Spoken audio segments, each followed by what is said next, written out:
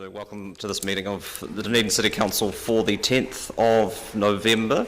Welcome to council colleagues, to staff, to media and anybody watching this here or remotely now or into the future. There is no public forum, nor are there any apologies. I'll move that the agenda is confirmed without additional alteration. Seconded, Councillor Gary.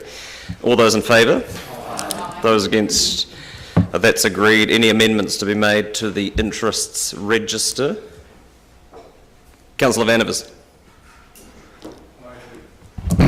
I resigned from both the Otago Museum Trust Board and from the from the Dunedin Licensing Committee.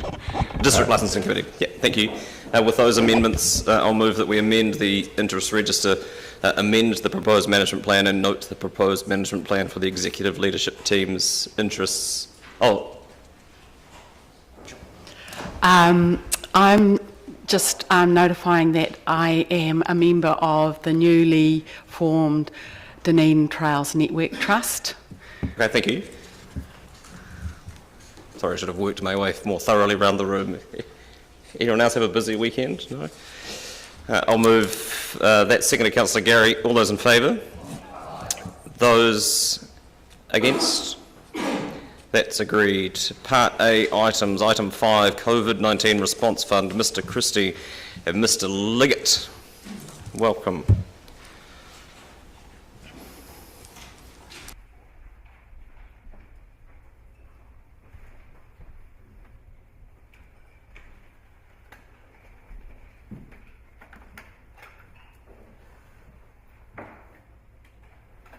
The opening comments from either of you?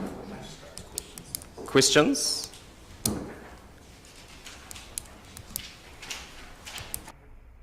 Councillor Staines has indicated that he's happy to move. Seconded, Councillor Wiley. Any questions? Councillor Walker? Is that working? Yeah, it is. Yeah, thank you for the report.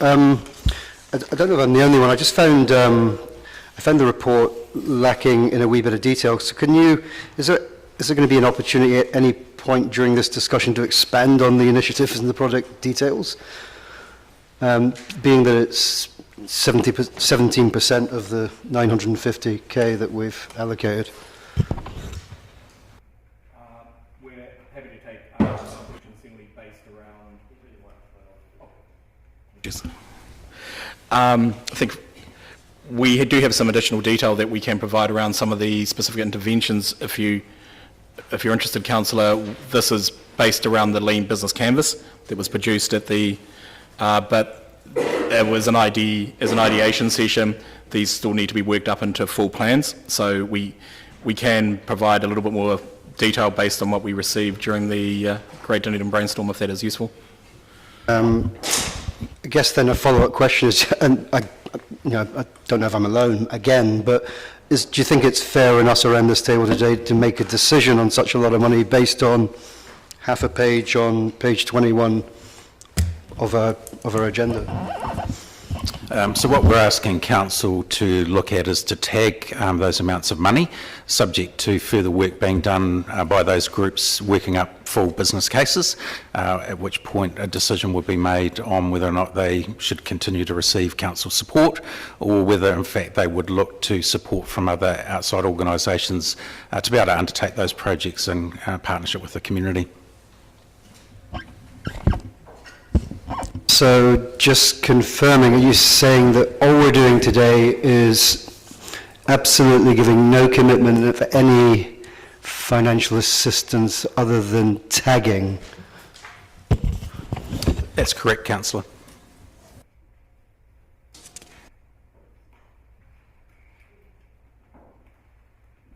Councillor Elder? Just following up from Steve's, Councillor Walker's question is, should the working up of these programs, 3 separate programs of work, not meet the approval of the Greater Dunedin Partnership, then that funding would not be allocated? Just asking. That's absolutely correct. We wouldn't allocate any funding to any projects that we didn't believe worthy of ratepayer contribution, and if we were in any doubt, we would bring them back to council. So the subsequent decision is made by whom? It's been proposed that that be delegated under the delegations that I hold as Director of Enterprise Dunedin, and obviously, as I say, if we were in any doubt, we would bring any future decisions back to Council if we thought it required Council's oversight. Councillor Raddick. Thank you. Thanks for the report and the initiatives underway here. Similar to Councillor Walker, I am concerned that there's no outcomes listed in the table. So there is, some objectives in each of the three cases, but no outcomes. So obviously that is all going to be worked up, and I'm concerned that that doesn't actually reconcile with the recommendation that we have here, which is to approve the proposed allocation of up to 160k. However, it is to be administered by yourself, so fingers crossed. So I'm also concerned about the local film sector. So I had a question there, because who and what is going on in the Dunedin film industry? I'm quite curious to know, because we did apply for some CIP funding and we're denied. And, we have sort of started a range of, thoughts, I suppose, and initiatives, and haven't, it appears to me, not got anywhere. But please, you may be able to elucidate that. In regards to the film sector, there's a number of initiatives that we're focusing on through Enterprise Dunedin with Grow Dunedin Partners. So one of them, as you rightly point out, Councillor Raddick, was seeking investment in infrastructure for a studio redevelopment. But we've equally realised that we need to build also the sector capability and support sector capability within the city. So Mr. Deaker, who is leading the film office, has focused a lot around building certain roles and trades, getting visibility over certain roles within the city, so when productions do come in, they can effectively meet their employee needs and staff needs from within the city. A second piece is that we are still focused around attraction and engagement on specific projects. COVID has complicated, obviously provided a lot of challenges in terms of border restrictions and access into New Zealand, but we've taken an approach whereby we've continued to engage with potential projects that are coming onshore, as well as trying to build homegrown content, if you like, within the city as well. Generally, comparing with the same quarter this year to last year, it's actually held up, touch wood, in terms of permitting pretty well. However, across the region, where actually a lot of our sector focuses, there has been a reduction in shoot days and activity. So there has been an impact, but we're still getting permits through. Right, so that's good. So you're saying there is shooting going on, there is actually filming happening in Dunedin for various productions. Great, thank you. That's good to hear. Gary. Thank you, Your Worship. Just asking a question about the Great Dunedin Brainstorm and exploring on the evening, the first evening. It was my observation that it included a number of people that we wouldn't normally hear from, and that it was a very diverse group within the community. So these were ideas people had, and they brought them to then look at who would be chosen or what ideas would be chosen to develop. Would that be a fair summary of it, Mr. Christie? Yes, that's correct. This was a new initiative for us. It's the Great Dunedin Brainstorm is an ideation session, for those that are familiar with that, which is you come along with some ideas. Those ideas get worked up by groups that are put together and mentored through the session. At the end of that session, as we ran it, there was a pitch back by those groups to show what they had done during the day. All of those projects obviously were assessed by Greater Dunedin partners in terms of the merit for being able to take them forward, and if they, in conjunction with the company, with the groups that put that together to see whether or not they were still interested in pursuing those opportunities, we believe that there were 3 that were worthy of bringing back to council as part of that process. And if you were to describe the people that participated, how would you describe the diversity within that group? We believe it was a cross-representation of Dunedin, and for us was a really good way to engage with the community in ways that we haven't done before, and we were pleased with the representation we got on that day. Bearing in mind we were limited under the COVID restrictions to a maximum number for that particular day. Thank you. Councillor Houlihan. Thank you. Yes, I mean, I think ideation is great. I'm a huge supporter of it. What return will the council see for this money? Can you tell me what are the measurables from this? Thanks, Councillor. We would see that those measures would be put in place at the next step when we go through the business cases to ensure that there is a return back for the ratepayers on each of these projects, both economically and socially. Right. With the building, I mean, I know Polytech is looking at having certainly, doing a lot around that. Is there a risk that we've sort of got double ups here? That was that was one concern I had with some of the business ideas. And this doesn't matter, some ideas can be double ups, but they need to have a point of difference because there's no point doing the same thing, Yes, thank you, Councillor. We've been very careful at this early stage to check with all parties that we know might be involved in these particular areas to ensure there's no crossover. Where there is, obviously we wouldn't want to be duplicating either government or other funding opportunities, whether it's through the Polytech or other providers. So we'll only be supporting projects that are meeting a need that isn't being met somewhere else in the community. Can I clarify for criteria, are all of these businesses going to be, businesses like for these people to make a profit out of, or are they not for profit, or how will that work? That also will be worked through, Councillor. We'd imagine that in some cases they'll just be projects that will be completed by the teams, or they will be passed on to organisations as part of wider work programs. So again, the business case would determine any formal structures that might be required, but we wouldn't expect that they would be for-profit businesses. Oh, okay, thank you. Because I'm one of the members of the Māori funding panel, and I know that's particularly for COVID as well. Now, on that, the criteria is that the people have to be not-for-profit, and they also have to, we've kept the criteria quite general because we want to make it easier for people because of the hard times of COVID, but they still do have to go through some forms. I realise these people went to the Great Brainstorm, but Councillor. What forms are they, do they have to fill out sort of to meet any of this criteria? We have quite a complicated but easy to fill in detailed business case form that would provide all of those details, and we'd expect that each of those groups will go through that process, and we will assess those business cases once they've completed them. Okay. Thank you. While I fully support ideation and ideas for new businesses, I have to question if it's a little bit early for these coming to council because of those reasons. That's my only concern there. Thank you. Councillor Barker. Thank you, Worship. I just wonder, just to clarify, how many people attended the Great Dunedin Brainstorm and how much did it cost? Thank you. Approximately 46 people attended, and the cost was approximately $15,000.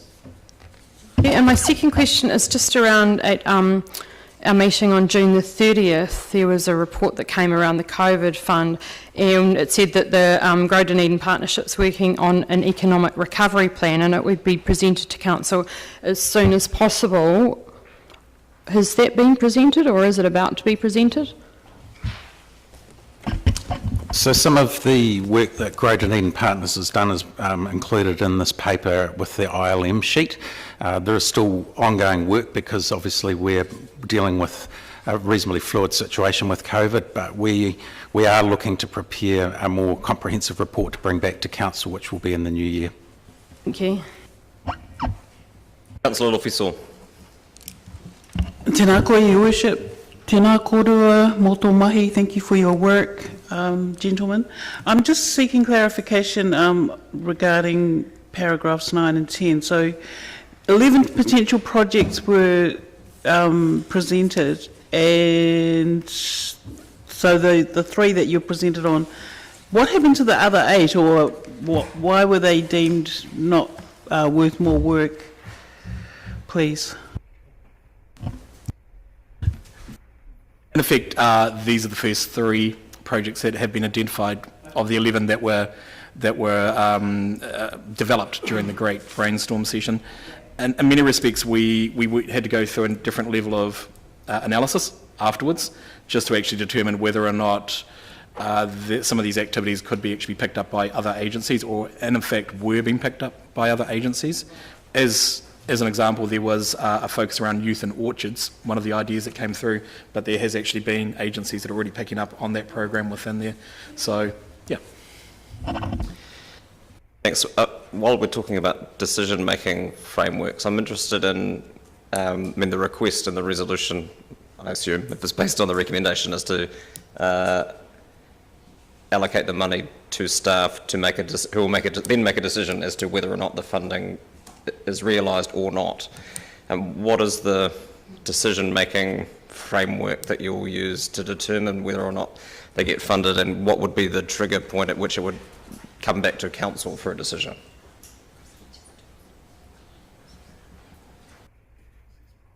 Yeah. We propose to use as Mr. Christie indicated, a relatively lighter business case template to actually further develop the plans that are identified as part of the Great Dunedin Brainstorm. So in terms of the assessment, one, it'll be around obviously clarity around the ensuring that it supports the priorities that were set out within the ILM, the Investment Logic Map, that was developed by Great Dunedin Partners, and those problem definitions within there, but equally a focus around more of the project and the success factors, the achievability of the proposal that has been identified during the Great Dunedin Brainstorm. So part of that actually touches on the outcomes, the costs, the risk allocation, the capability to actually deliver it, how they're going to deliver it in terms of the teams. So there's a series of specific questions within the business case that would bring forward and seek assurance from the project teams. It doesn't answer my second question as to, Mr. Christie made comment about were there to be, I don't know what the trigger point would be, but there's a possibility it would come back to council for final decision. What would make you send it back to elected members to decide? One of the biggest areas would be around whether there would be a requirement for any further funding, or whether or not there would be crossover with other strategies that council might wish to consider as part of these projects. So, we would only do that if of course, the projects look like they were still going to stack up for council's consideration. This early stage resource that would be required is to assist them to get to the stage of being able to complete the business case, so that we can answer the questions that council might have about a project that would be bigger than what could be allocated through this fund.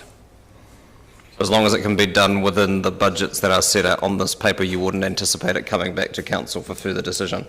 That is correct, yes.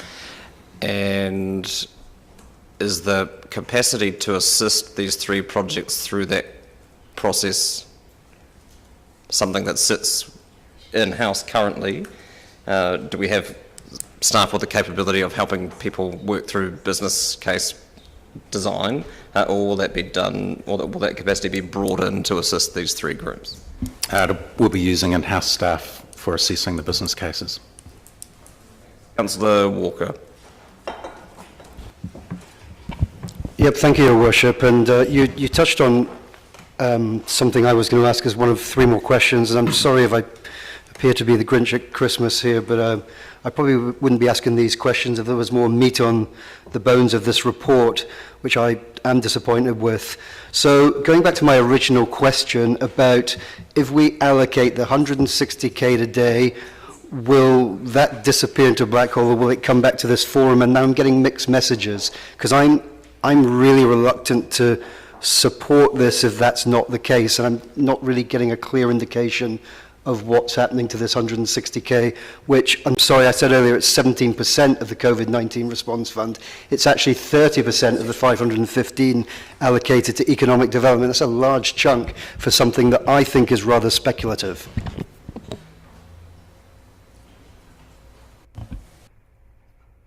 Yes, what we've requested is for that to be issued under my delegations. Some of the work that would be required would necessitate some of the use of those budgets to undertake the work. Some of those projects may be able to be completed without coming back for any further assistance from council, and in some cases we believe we can also get external funding, and there is an opportunity when we develop the business case to identify whether in fact there are other parties that should be contributing to these projects.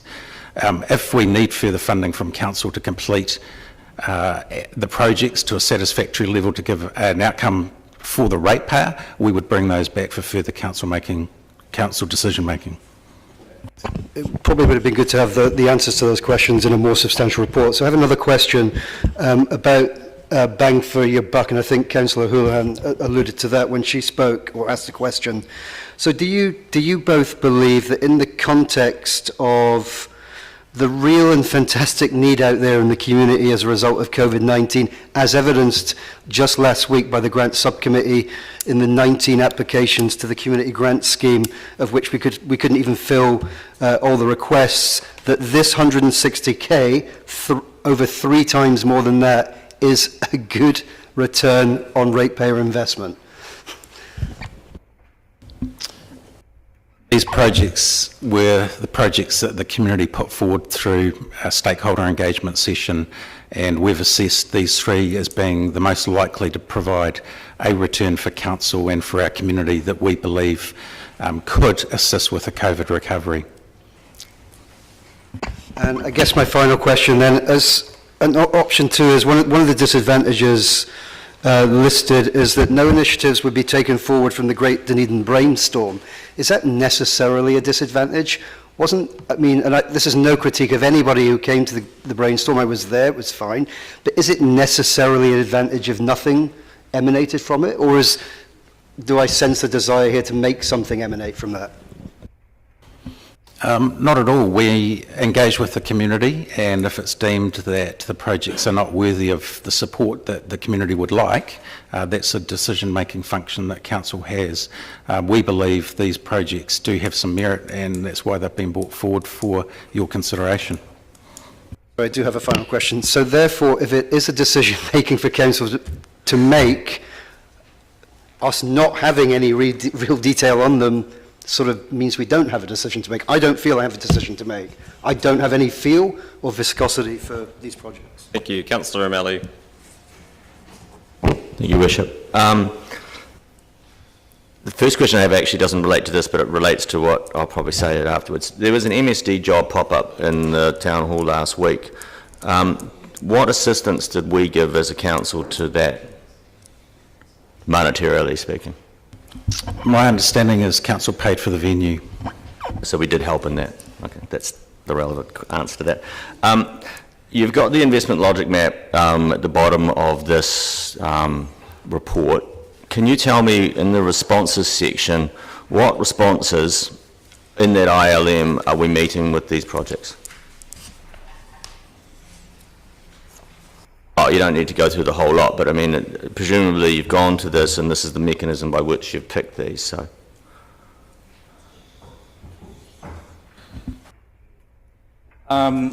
We have cross-referenced, obviously, the proposals that were put forward. The construction workforce one, we believe, is focused around remove barriers to skills development and also shorten time-later pathways to jobs within there.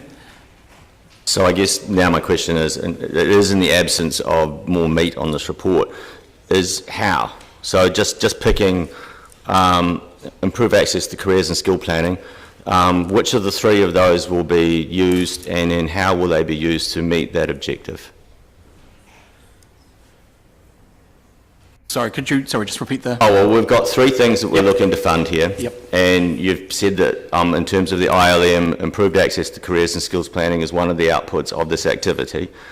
that's an output, but there's obviously an activity, and there's a how that goes in front of that. So can you identify which of these three is targeting this particular out response, and then the mechanism by which it's going to achieve that response? Yes, sorry. So based on the information that we have provided by the teams at the Lean during the Great Dunedin Brainstorm, if we, for instance, look at the film sector, it would be a focus around working with the local film industry and existing practitioners, basically to create visibility over the activities or the opportunities within there. And I think it goes back to the next stage of what we're proposing with this is to actually sit down again with the project teams to further develop and refine these into the how and the solutions that would actually deliver on the ILM that's been developed. And then my question then is in terms of what we're actually resolving to vote on today, and I too sort of picked up what I thought were two slightly different answers, and that they're quite relevant in terms of what we do, in terms of whether we go for option 1 or option 2. It appears from my interpretation that the recommendation is that the money gets allocated, and therefore it's been allocated, and at which point, based on what, that's then a resolution of council to hand that money to the Economic Development Unit and not expect you to come back to us. Is that the correct interpretation of what we are approving today? Because you had said earlier that we would have to come back and reapprove it, and I don't see that in this recommendation. The first part to your question was correct. We would only bring back any further work to council if we were seeking further funding or further wanting to provide further information to councillors before we committed to any particular project. So then my next question is, if we felt that these were worthy but we didn't have enough information to yet make a call as to whether or not we actually think they align with our original resolution, would going to option 2 and leaving it at the status quo, would that in any way stop you moving forward and generating the information which I think you may have heard in the chamber some people are looking for, and therefore still being able to advance these but maybe coming back before the allocation, to which we would have greater understanding of what we were allocating? Look, yes, to a point, Councillor, I think that would be correct. We do need to signal to those teams that they're not going to be wasting their time to do additional work that would be required to bring this back to council, but that is certainly an option that we could explore. If the signal was that in fact the council is not rejecting it but does not feel it has sufficient information, that would not be signalling to those teams that they're wasting their time, do you think? That's why we're recommending that this money be tagged, Councillor. Well, at the moment the word is allocate, and it's got a very specific meaning, so thank you. That's good for me.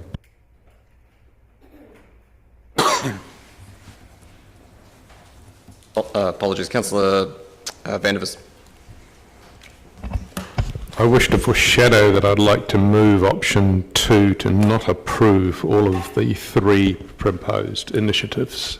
It's been moved and seconded, but that's fine. Should that fail, that is equally presented as an option. Councillor Houlihan. Thank you. It's correct, is it not, that the Great Dunedin Brainstorm was almost 2 months ago, is that correct? The 12th of September? Correct, yep. Okay.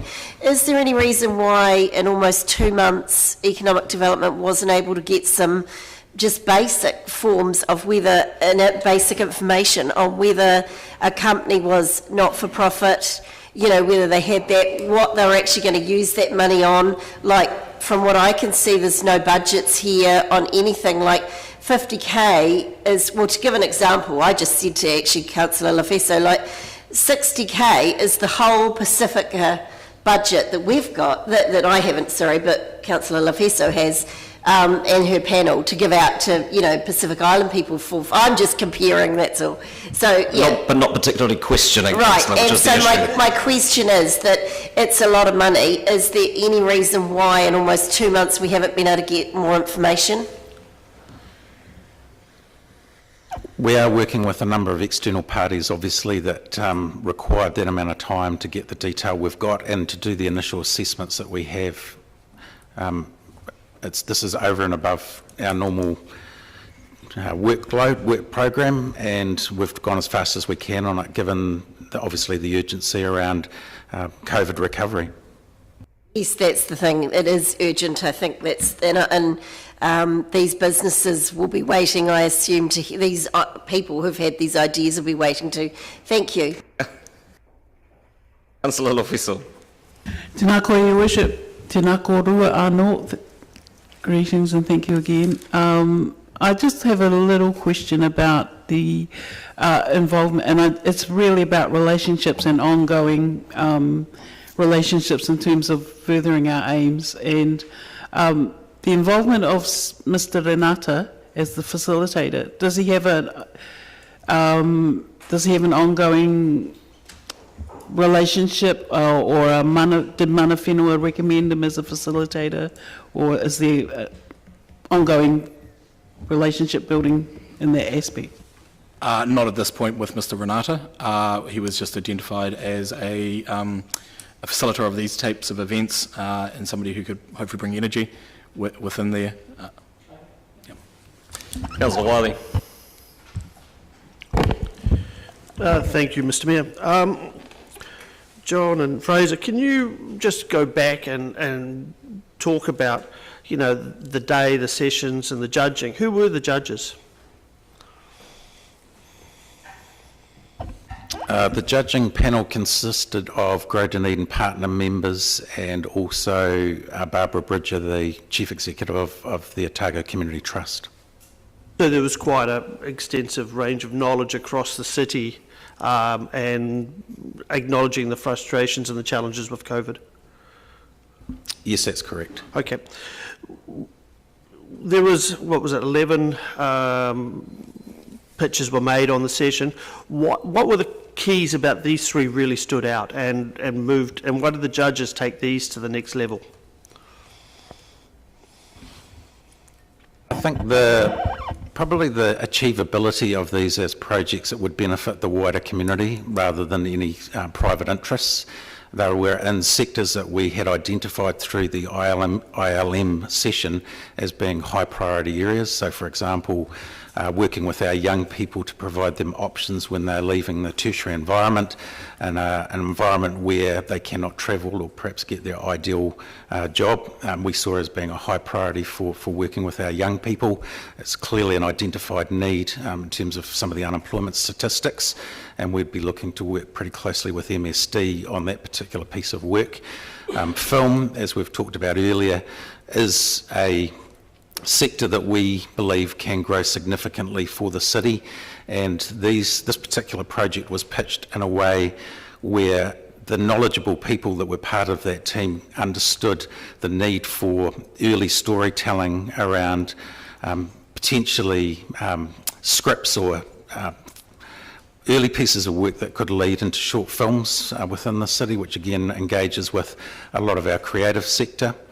And we also, I guess, looked at the third project, which was the diversity in workforce, where one of the presenters had been in an international environment where this had worked very successfully, and we believed that that could be mirrored and work very well here in Dunedin. That has been tested with industry, and it's been tested with MSD, and they believed that it actually had some merit to be worked up to a further stage. So over the last 2 months, it's been a case of actually essentially checking the merits of these three projects, checking to see if what was pitched would actually suit our environment, and whether the panels from these three groups were keen to advance this. Would that be correct? That's correct, and also whether there were other funding opportunities and whether there were already programs of work that wouldn't necessitate this being undertaken. Okay. And you touched on, for example, the diversity in the construction workforce. There was quite a powerful person pitching that project on the day who had expertise. And I would say each of the groups have very strong expertise within them that are very well connected already. Yes, that is correct. We believe that each of these projects would have a very strong person driving them. Okay.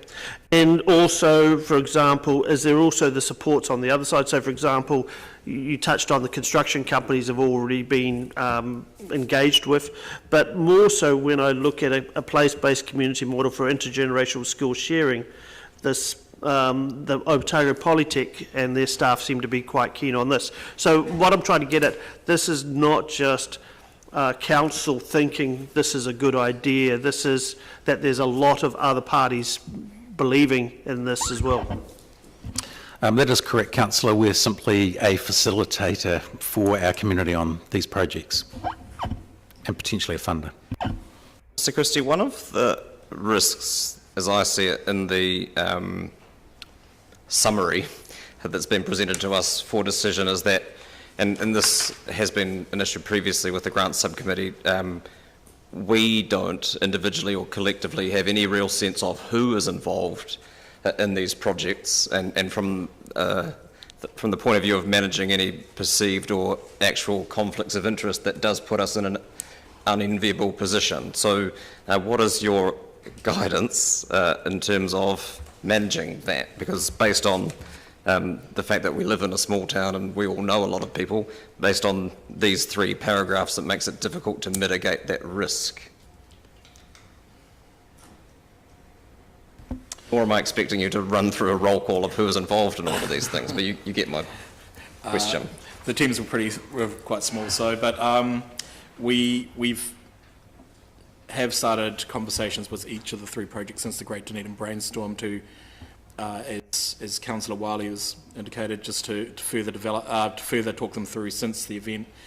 Certainly that's a key aspect, risk is a key aspect that we'll be looking at putting together in the next planning phase of, subject to Council's decision in regards to the tag contingency. We'll be looking at the risks, the probability, the impacts, and we'll also be looking at conflicts of interest within that part as well. Yeah, it's a bit late though if this doesn't come back to Council for decision and we're being asked to allocate $60,000 potentially to an idea that we may be personally connected to. We just don't know. It's not a question, apologies. Further questions? Councillor Elder.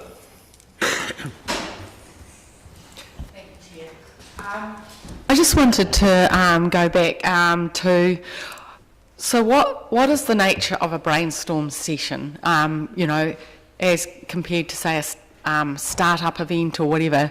Just tell us a wee bit about that. And apologies.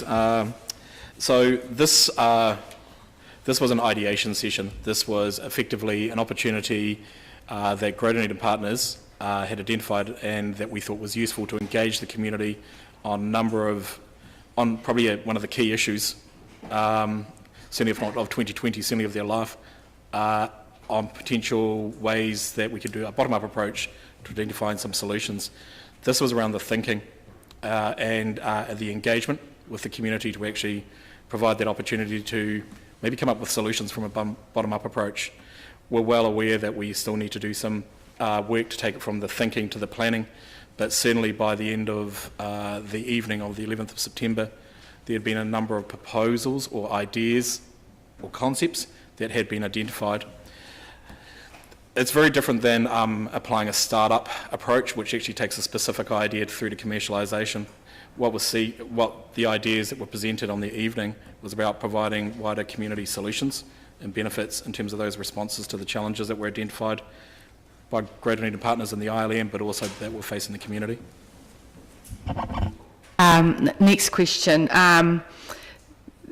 So this is an ideation session. So what would you say the nature of the ideas are in the sense of, are they formative? What is the nature? Yes, they are formative, and that's why we're indicating that they would need to have full business cases written up so that we would get the level of detail that we need to be able to assess whether they were viable projects. Another thing that you've alluded to, and indeed some people were there, was the potential for other partners to take this up, or because they're formative ideas, they can pivot to another direction. Then, you know, MSD, Polytech, Uni, other organisations can either take these up or partner in this? Yes, that's correct. Part of the next phase of evaluation would be to look at who those potential partners could be. Thank you. Councillor Staines. John, you made comment that some of the $160,000 would be needed to assist with working these projects up to a level where they can be properly assessed. Do you have any idea of the percentage?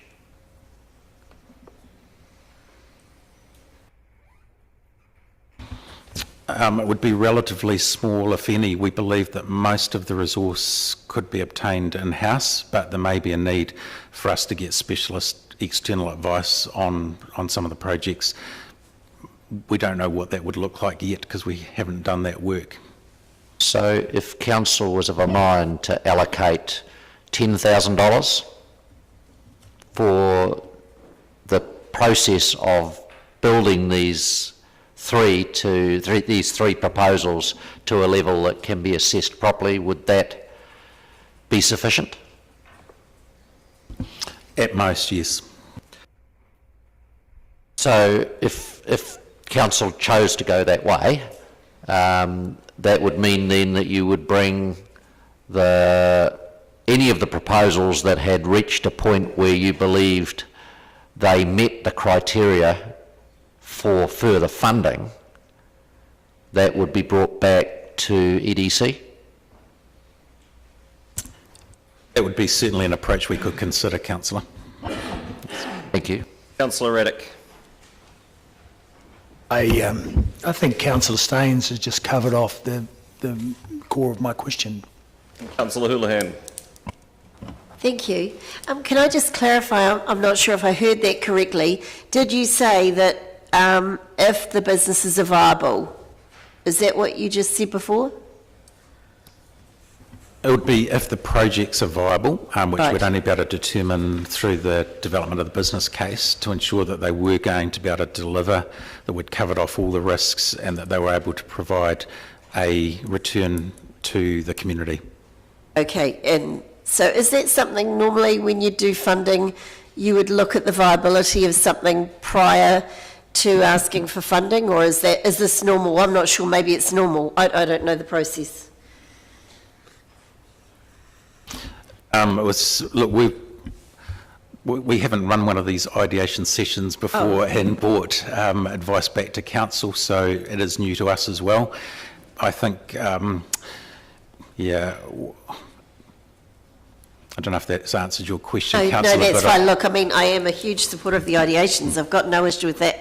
My other thing, because I was at the event, I got the impression, because I saw all these present, and my impression was that these people thought that they were certainly going to make money out of them. That's where I'm just wondering whether they are aware that it has to be not-for-profit. Do you think they're all aware of that? Or does it need to be not-for-profit? I don't know. We were clear that any further funding that these groups would get would be as a decision-making process of council, so there was no guarantees that they would even get any further support, but certainly there was... most of the documentation we had was that we would have expected this would have had community benefit, not private benefit. Right, and do you think the people who presented were aware of that? I believe so. Okay. Just finally, how did, we've got 50 allocation, 50k, 60k, 50k. How did economic development come up with these figures? Are there budgets somewhere that you were able to estimate that, or is there any way, how did that figure come about? How do we justify this figure? Those figures were through Grow Dunedin partners looking at each of those projects and really looking at a rough allocation of what it would take to be able to get those projects to either completion or to a decent stage of being able to prepare a business case for further investment. So did they have some budgets, like estimated budgets, like, assumptions or best case scenarios or something that they looked at to get that figure? Look, at a very high level, yes, they assess the projects and in some cases believe they could be fully delivered for the amount. In other cases, obviously, there would be further work required that could improve the chances of getting other funding. Right, yes, because I was going to say, because my master's is in business, I know when we did business cases, if we were going to take them to the bank, we had to, you had to have a certain amount of information. Now, I know we're not a bank, but we're wanting to allocate 160k. Do you think there's enough information for, but even, because a lot of startups don't have a lot of this information either, but they can still get money because they put, these are their estimated budgets, you know what I mean? And this is what it would be Councillor. for. The question is, could we have had that?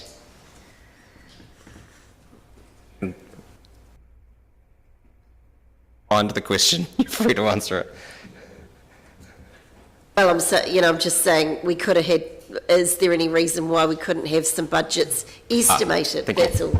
Oh, look, yes. If part of the bringing of this paper to council was to seek your endorsement for doing further work on each of these projects to be able to provide certainty around whether or not they should be carried out for the benefit of the community, and they are very early stage projects, and they do require budget to be taken forward. Councillor O'Malley. Just looking at the first initiative, improving diversity in the construction workforce, and it says based on a successful model from the United States. Is there anywhere in our report where you describe that model, or is we just that's it? No, there's not, Councillor. So can you describe the model to me, please? Sure. This was a model that was identified by one of our lecturers at the University of Otago. It was a model that was based in Utah, where it involved a great deal of engagement with construction companies in regards to the value proposition of increasing diversity within the workforce. The first stage of it was obviously an engagement program within there, and then the second one was tying in and obviously providing skills training and support to actually broker women into construction within there. The third piece that was quite interesting was over time was almost linking back into a startup environment to actually look at to see over time there are different networks that women could actually start their own businesses as well. There was certainly a model that appeared to work well in Utah and was certainly one that was supported by the team at the time. Do MSD or anybody in the city run any of those activities now? They are currently being developed as part of the Workforce Central Dunedin program that's associated with the hospital rebuild. We've engaged with Mark Cartwright, who's effectively the new director within there. They haven't started. He has a high degree of interest of this if it was something that could be enabled and then potentially carried on. And what role would the team led by the lecturer from the University of Otago play in that? What role would they play? Would they? Well, it says sponsored by a team led by a lecturer. Yeah, they've, in this particular instance, the lecturer has the experience of this, so in some respects the model, but if not the capacity to actually develop this initially into a proposal that could be applied within the city. And of course, my last question is, the allocation of the 50,000, is that for a person to execute this, or is this going to the lecturer to facilitate it, or is it just a number at the moment? It's a tag contingency within there, which will be based around the development of the plan. We don't anticipate any cost for the lecturer to develop this in the first instance. Thank you. The feeling I'm getting, based on the questions that have been asked, is that in general there is a willingness around the council table to support initiatives such as these that have come out of the event that has been organised, but it is proving difficult for people to do so based on the lack of detail that has been presented in this report. So in light of that, I'm going to move that the item lie on the table to be picked up at a subsequent meeting. Seconded Councillor Walker. It's a procedural motion, so there's no debate. All those in favour? Aye. Those against? That's agreed. Thank you. Thank you, gentlemen. Item 6.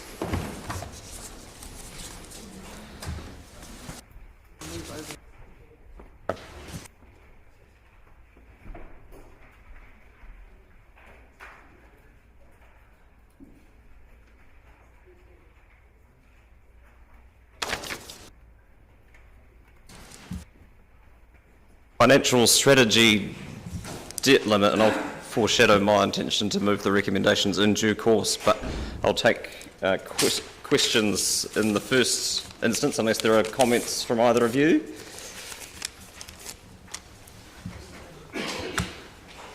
Mr Logie will make a few comments to begin with. Probably just, obviously this is a key component of the finance strategy that will inform the development of the 10-year plan. If I refer councillors to page 27, and there's a graph of the 10-year plan debt from last 10-year plan, 2018 to 28.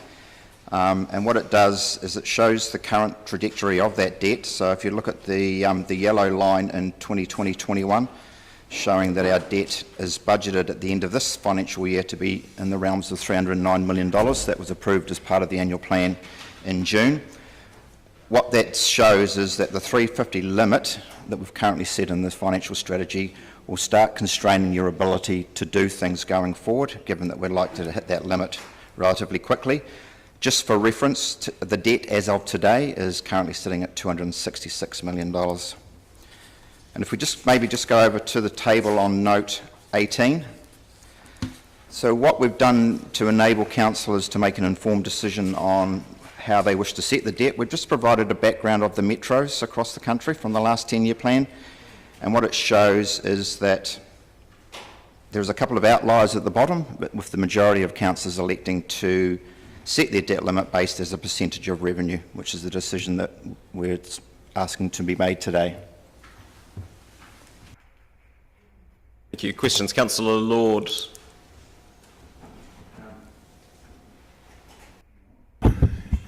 Yeah, actually, thanks, Kevin. Yeah, my question was in relation, it was actually to the first graph on page 27. These figures here, I know we haven't set our long-term plan for the next 10 years, obviously that's what this is all about, but is the expectation that those figures will change much through that area? Do we know how high the expectation is? So we've made reference in the report to that. If I just on page, so note 11, we've indicated the capex spend and obviously where we think the debt is likely to end up.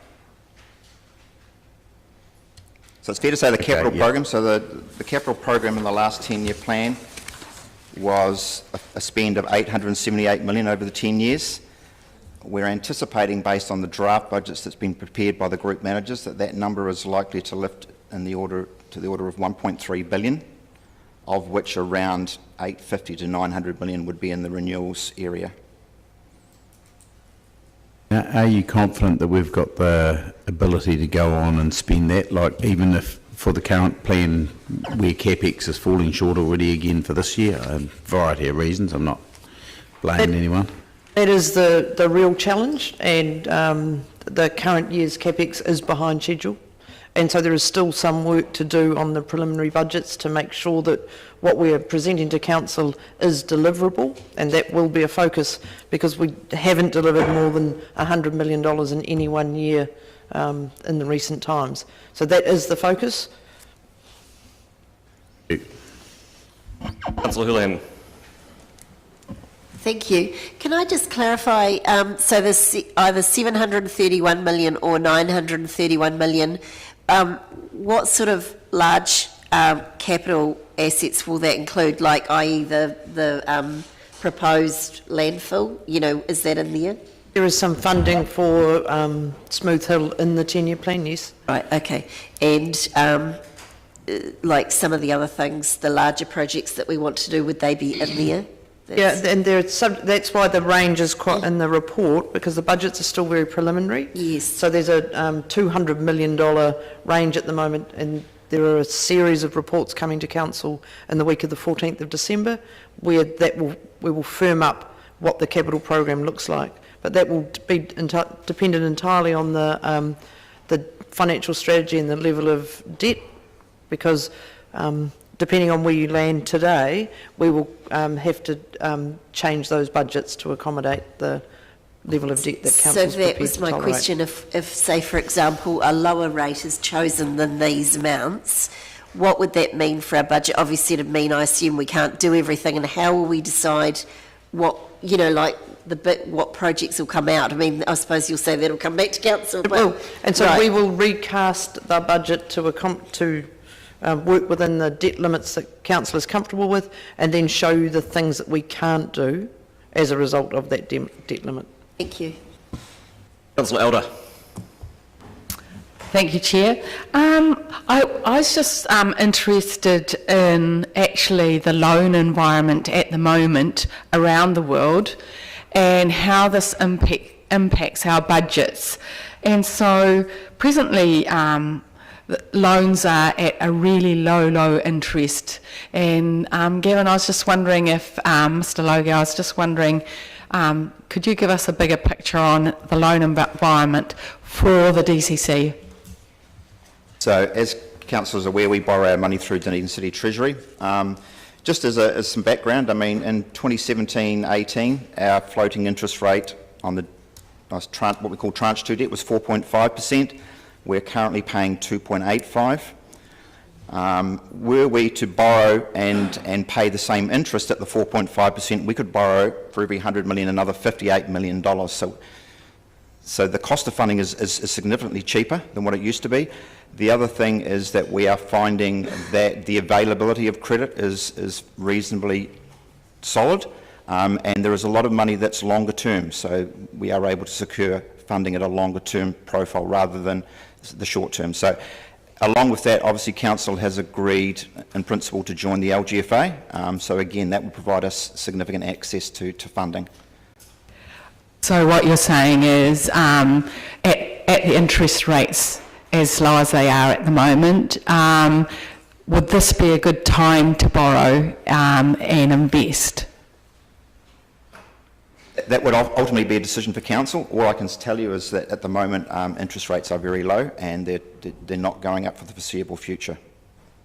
The next question is, we're talking about a 10-year plan and we're looking into the future and borrowing.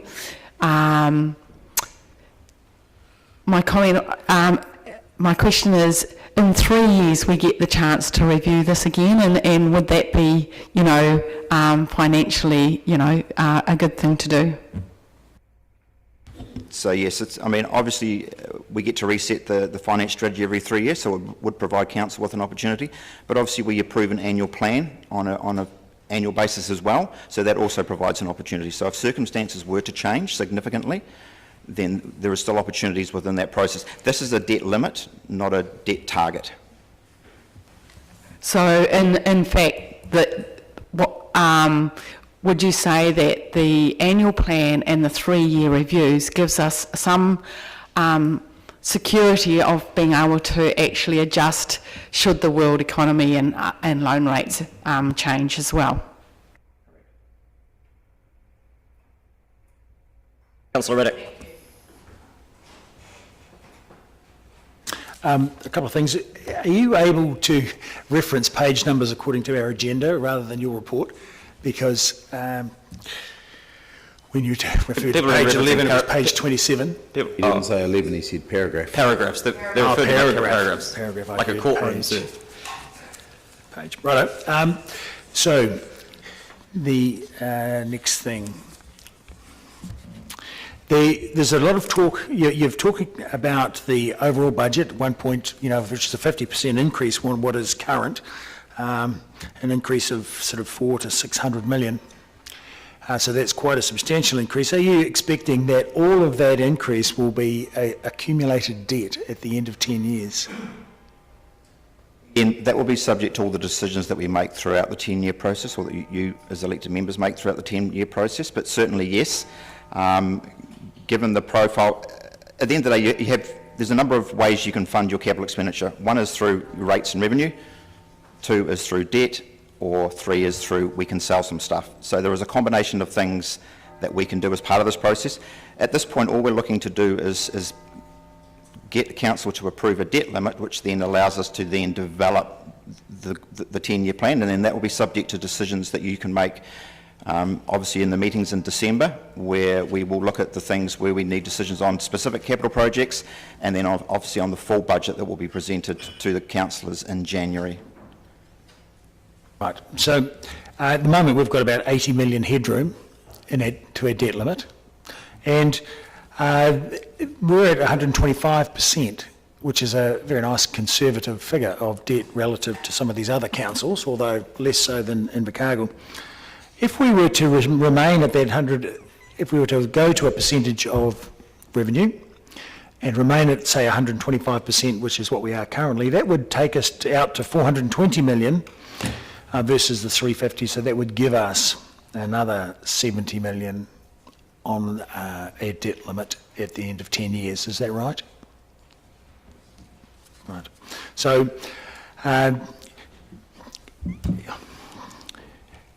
Be time for speeches if you run out of questions. I know, I was just asking the question. So, how would that work for us, you know, over the 10-year plan going forward? Well, we need to be able to deliver a 10-year plan that is auditable. And so if the debt limit was, say, 420, we would have to present to Council a capital program that didn't top out the debt limit over the period of the 10-year plan. So that would mean we could only add, what's that? $70 million of new capital, be it renewals or new capital works, into what is currently there. So that would constrain our capital program by some $500 million. Yeah, $400 or $500 million worth of projects. Yeah. Councillor Walker. Thank you, Your Worship. As shown in Table 3, page 29, obviously the modus operandi amongst pretty much all the New Zealand Metro councils do use the 10-year limit as a percentage of to revenue, apart from a couple of obvious outliers, us being one.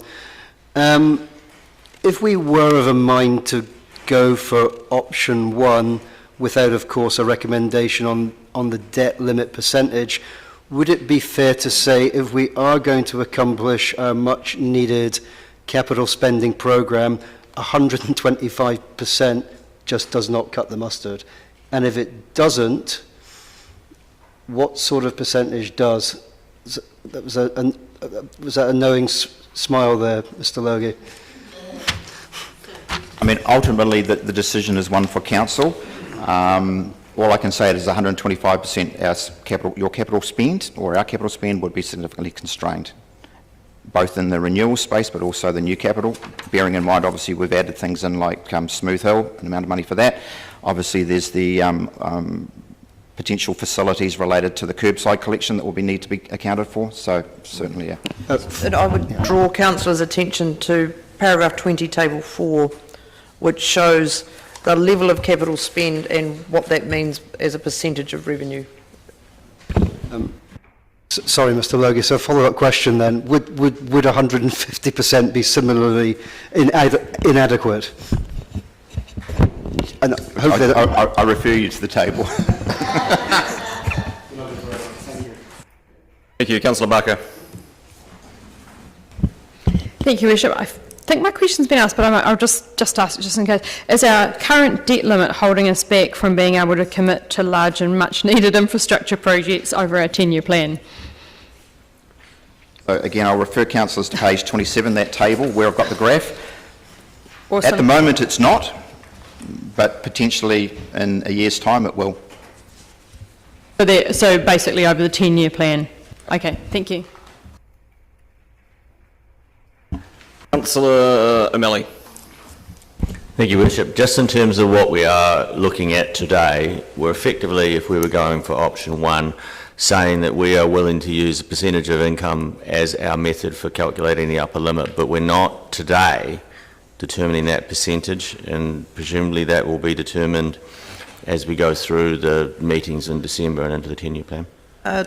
Partly correct. So we are, the staff recommendation asks you to approve debt limit as a percentage of revenue, but then ask you to consider what that percentage will be so that we can build the draft budgets. So staff have recommended the method, but not the percentage. So when we say consider, are we coming up with a number today? That would be, yes, Yes, we are. Well, staff That would be determine rather than consider at this point, then, would it not? I mean, and the relevance of that being, I guess, is that I'm going to say something and then it's going to turn into a question. I'm concerned at the idea that we would come up with a number without knowing the context in which we were asking it. And the method by which we would achieve our context would be the development of the 10-year plan. And then we would know what programs we were inclined to fund and not inclined to fund. So the question is, do you see that there's a problem there that if we come up with the number today, we may or may not know we won't know the context of what we are or are not funding or refusing to fund? I agree that the wording probably should have said determines the percentage, so that's my bad. The table, I just draw your attention to the table on page 20, and while the capital, it's a bit of a chicken and egg situation. We can't build the capital budgets until we know what level of debt council are prepared to consider. We know that we've got a capital work program that staff believe they can deliver, that sits in the range of $1.3 to $1.5 billion, depending on council decisions. And so, those will be made in December. And remember, this is all for consultation with the community. So none of the decisions are finally made until May.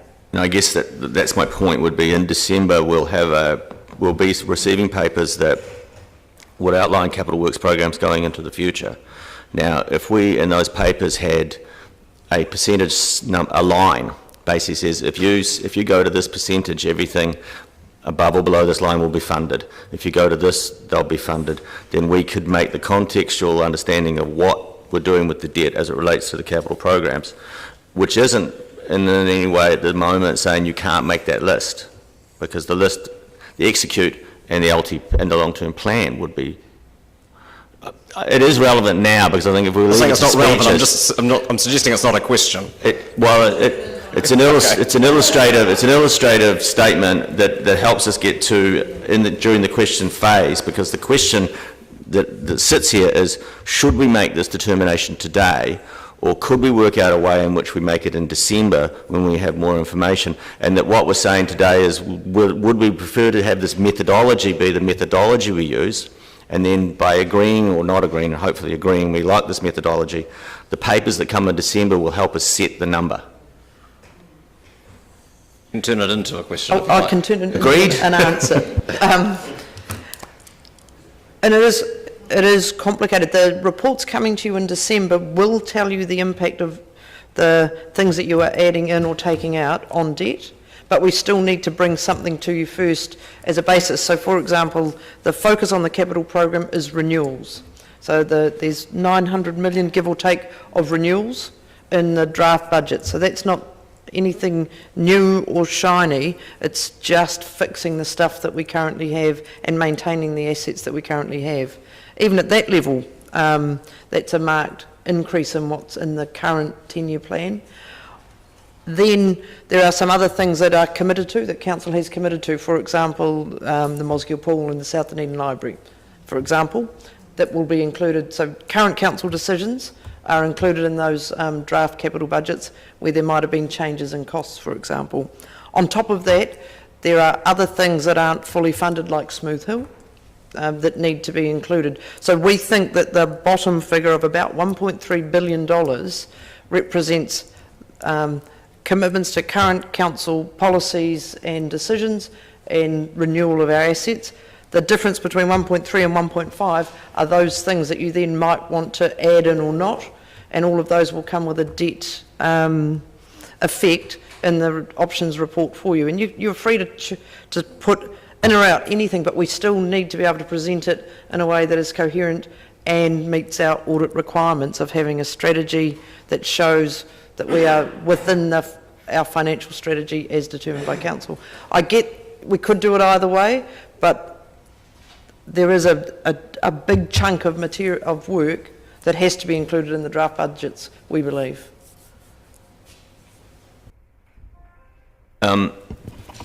We could always visit this again in 3 years' time as well, as we go into the next long-term plan. So would an alternative thing, as we should be considering, is that we're looking at the immediate budgets and the trajectory, and then the council could revisit it in 3 years' time, and in those intervening 3 years, we get a better understanding of exactly what the implications are for years 4 on. You can revisit it in any of the years. Yes. So you could revisit it in the first year. This is really challenging, and delivery will be the really key thing. And so the reason we haven't been able to provide you with the preliminary capital budgets yet is because they're still too front-loaded. And so they need to be smoothed out a little bit, because what's being suggested in years 1, 2 and 3 currently is far more than we think we can deliver, both as an organisation and in the market. So there's still some work being done there, and that will be the discussion for you about how we want to phase work in those December meetings. To labour the microphone, but Table 4 has like the sort of the distillation of this, for want of a better word. One question, just firstly in the revenue column, is that just based on zero growth at the moment and changes in rates that are changing that revenue, or is that based on any growth projections as well? Those numbers are straight out of the current 10-year plan, so therefore... Based on our current expectations of population growth and then revenue with rates changes. Thanks. And population growth only affects how that is apportioned across the community, not necessarily the overall quantum. True, but generally speaking, when the city's twice as big, there's twice as many people capable of paying into the rates, so the quantum will tend to go up at some point. But I agree, if we didn't change the rates, that would actually go down per person. Now, how do we read, when we're looking at that column, say the 225% of revenue column related to the 1.3 billion that you've talked about now? How do we, because obviously we've got capital works which are going to go out to 2031 on the next long-term plan, because we're obviously not got the last 3 years of the current LTP in this figure, and we've also will have debt payoff during that period as well. So I guess what I'm getting at is back to this question I was starting earlier on. If we're picking a number today, how does it relate to what our expected capital programs are in this table? Again, if I refer councillors back to page 28, note 11, we've just given an indicative figure there of between 730 and 930, based on the 1.3 to 1.5. So bearing in mind that when we will be presenting the full 10-year plan budgets to council in January, prior to going to consult with your community, you still have the option to revisit your finance strategy and finalise it as part of the preparation of the consultation document. So there is a number of decision points in this process. All we're trying to do today is get an indicative indication from councillors around their appetite. If the appetite was that we wanted the debt to be at 420, then that would be significantly different in terms of us preparing the budgets if you elected to go at a different level. More than indicative today, because I think you actually need us to set the number today. So going back to that column then, 225%, 731 million by 26-27, those are like getting near the bottom end of the requirements to us to achieve the capital program, correct? So now looking at this column, 225 or 250 is in fact the columns that have got the numbers in them that are sufficient to generate enough revenue or enough debt to be able to execute capital programs in the current plan. More or less. They're closer than the status quo. Well, certainly 200 and 175 don't. Would that be fair to say?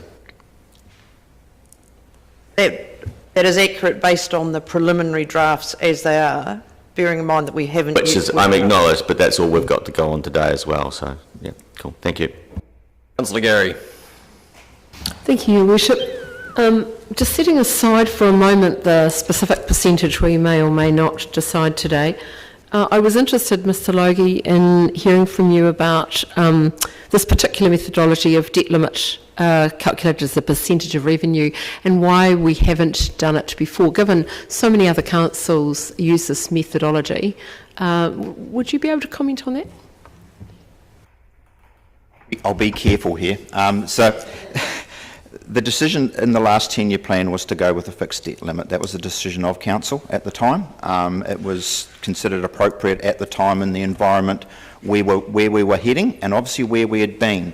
So for those councillors that weren't here, the 2015-25 long-term plan was probably a challenge for councillors in terms of where the council had come from post the building of the stadium.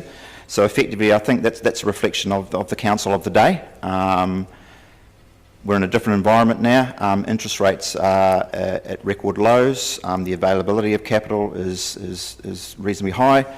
And obviously the city's environment is changing. Our growth is different to what it was back in 2015 and 2018. And obviously you've then also got the post-COVID effect. So there's a lot of things that are a lot different today than what they were in 2015 and 2018. Thank you for your answer, and I have a follow-up question. And would it also be true that this addresses the issue of the renewals that the community has told us loud and clear they want us to carry out? So the choosing of an appropriate debt level will not constrain you in those decisions. Thank you. Councillor Vanvers. Can you give us any indication of when our Chief Financial Officer position is to be filled? Mr Logie is currently acting in that role. I understand that, but are we anticipating that Mr Logie is going to become the Chief Financial Officer? Councillor, I don't think that's an appropriate question. Well, what I would like to know, my question is, when do you anticipate no longer having an acting Chief Financial Officer, but a full Chief Financial Officer? I don't intend to make staffing announcements in public meetings, Councillor. It was a timing issue that I asked the question on, but if you don't want to answer it, I'll move on. The Local Government Act 2002 in background here says that we must set a limit on debt, currently for the DCC only debt at 350 million. What, if any, rates increase limit are we legally subject to under the Act? And that will be a decision for council as we move through the development of the 10-year plan. At this stage, we are only looking at seeking guidance on the debt. I'm not sure, but I would have to check, Councillor. I don't believe there is a limit in the LGA, but I would have to check. Right, I would like to confirm that I've had a look and I can't find one either. So I think the answer must be that there is no limit on what rates increase we can set. Thank you. Or debt, other than there needs to be one. There's no overall quantum. Yeah. Councillor, just for people's information, there's still a number of people asking questions, which is fine. When questions are exhausted, it's my intention to adjourn for morning tea. I can't imagine the debate will be a short one. Councillor Staines. Thank you, Your Worship. I'm still coming back round to the question that's been asked various ways by various of us. It's the chicken and egg. We know we have to do infrastructure projects and that we have no choice. Therefore, there will be a budget that says you will need to spend this for your infrastructure. Am I right in that? Correct. So if we gave, rather than determining, if we gave an indication of a percentage and a determination that we would move to a ratio as opposed to a fixed limit, would that cause too much difficulty in the preparation of our draft budget for us to evaluate?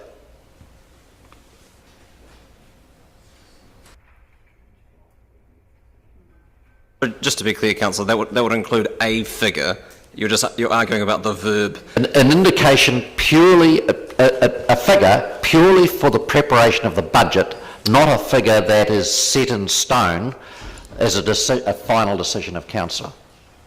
That was my understanding of what was being asked for. Yeah, But and that's essentially what we're asking for, but a figure would be helpful, noting that the financial strategy will need a figure in it, and the financial strategy is the document that will go as part of the plan and the budgets for consultation with the community.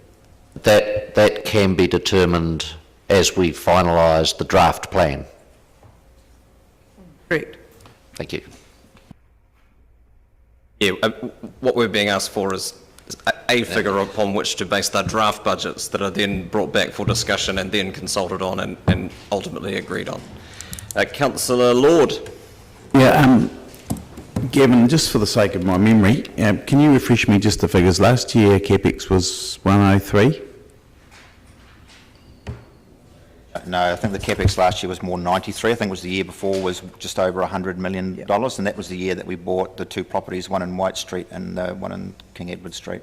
Yep. And also this year, our CapEx for the year is about a quarter of our budget, which is about 28 mil or something so far. So the capital budget this year is around 125 million, give or take, and we're currently sitting at the end of October at just over 30 million.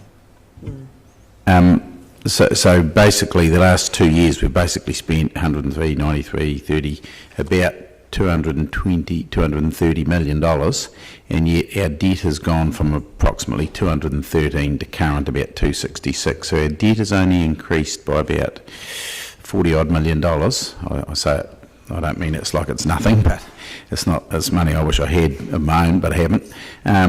But our debt's only increased by $40 odd million, and yet we say we fund CapEx out of debt. So is that because at the same time we're paying off other loans and effectively the net difference is that how that works? So generally speaking, with the CapEx program, the renewals you would generally fund from what we call depreciation, which generally is funded from rates and fees and charges. We suspect when we develop the final CapEx plan for this 10-year plan, there may be an element of renewals that will need to be funded from debt, just because of the volume that we're anticipating. The new capital you would tend to fund from debt, but obviously some of our capital program, particularly in the transport area, is subject to some subsidies that we receive from NZTA. So the Peninsula project, for example, were we to do it on our own, would have been wholly debt funded, but because we get NZTA funding to partially offset that, then the entire project is not debt funded.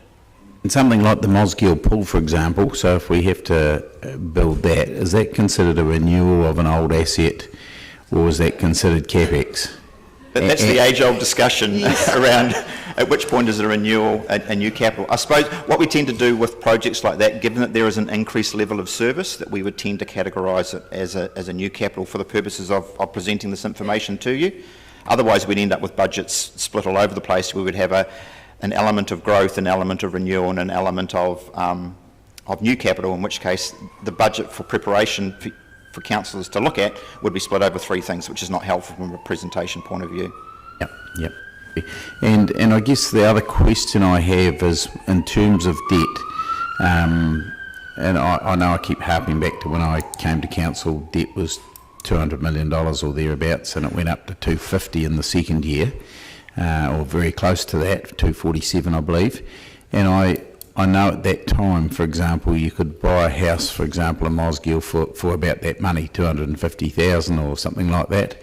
Now, houses in Mosgiel, you're probably looking at anywhere between 500,000 and $1 million, like 500,000 being the bottom end. And I'm just thinking, how do we consider, or how do we look at the inflation adjustment of debt? Like, I personally don't feel super alarmed by increases in debt because of the fact that the figures are not the same as they once were. It's similar amounts of work getting similar amounts of cost. Everything's gone up. And is that a fair way of looking at it, or is that a councillor? Am I asking the wrong person? Is that a tough one to ask? No. So that's one of the advantages of indexing your debt to an activity, because that effectively takes account of that change in activity, which effectively is that inflation element that you use, whereas a fixed debt limit doesn't do that. It's fixed, it stays at that same value going forward. Thank you. Councillor Houlihan. Thank you. So looking at the chart with the 780 or something into 900, that range, Are we looking to meet that? Are we looking at the 250%? Is that what we'd need to do to meet those amounts?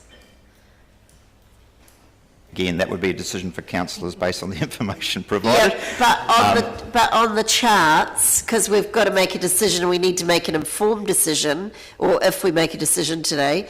But I just need to clarify it in my head that if you're saying we need, say 780 to 900 million to meet, I'm assuming that's to meet most of our estimated budgets for the next 10 years that we've seen and looked at. Is the 250 the one that would give us the 250%? Is that the one that would, or is it like, so say if we don't know which one, how are we going to work out what we actually do? That's all I'm saying. I see that one's 837 million. Does that mean we'd have enough, or would that be too much? Mr. Logie has said, and it's a point well made, that this is not a target, it's just a limit. Right. So the higher the limit is set, the more flexibility it gives us. Okay, so at the moment, am I correct in saying we're on 125? Is that right? Right, so if we did say, for example, the 250 to get, does that directly correspond with a rate increase of double that? I mean, because that obviously poor ratepayers would probably cry and collapse on that one, but no, so, okay. So if the debt we take out is doubled, just to clarify, that doesn't necessarily mean we have to double our rates. You wouldn't have to double your rates. Obviously, there'll be a funding cost associated with the additional debt, but certainly you wouldn't double your rates, unless there was a very clear intention on council's part to then use that rates money to pay that debt down, but that's obviously not the intention. Right, so are we clearing any debt down at the moment? Do we clear, we're not clearing any debt down? Right. Okay. Can I clarify, I know this is just, my understanding is, am I correct in this, that this is just council, not the CEOs, is it? So does that mean the stadium is not in here? There is $28 million of stadium money in our borrowing, so that was transferred as part of the stadium review, but the balance of the stadium funding sits outside council, and it's around $82 odd million at the moment. Oh, okay, so we have knocked quite a bit off that, haven't we? Is it fair to say? Okay. Now, another question around infrastructure. I would love to see, as I'm sure all of us would, to see us put lots of money into infrastructure, because a lot of it around the city is older.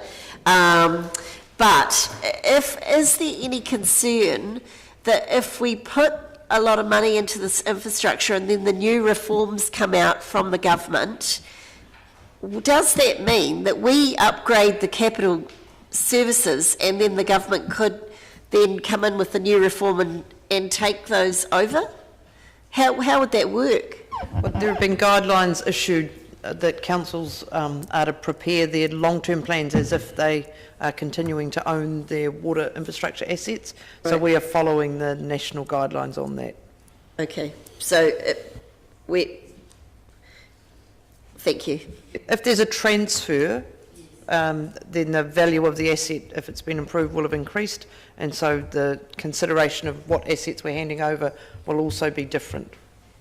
Well, my concern is that we'd have that debt. I assume they'd pay that, clear that debt if they took it over, would they? I don't know, this is just an assumption, but, we certainly, as a city, I'm sure don't want to be stuck with a huge debt if the government took that over. That's part of the work that's being done centrally at the moment, is if the assets transfer, how the debt is tagged and transfers with it. Yes, yes.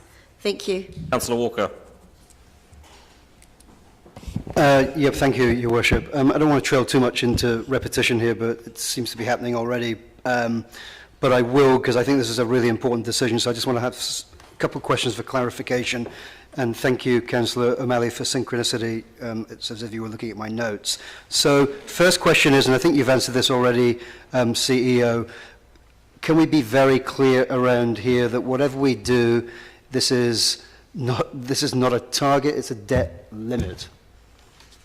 Correct. Okay, good. We're all clear on that. In terms of paragraph 11, it's very clear there, and I'm very cognizant of the fact that Mr. Logie's made it very clear, quite rightly, that he doesn't want to make a governance decision here today. It's very clear there, the numbers, 731 to 931.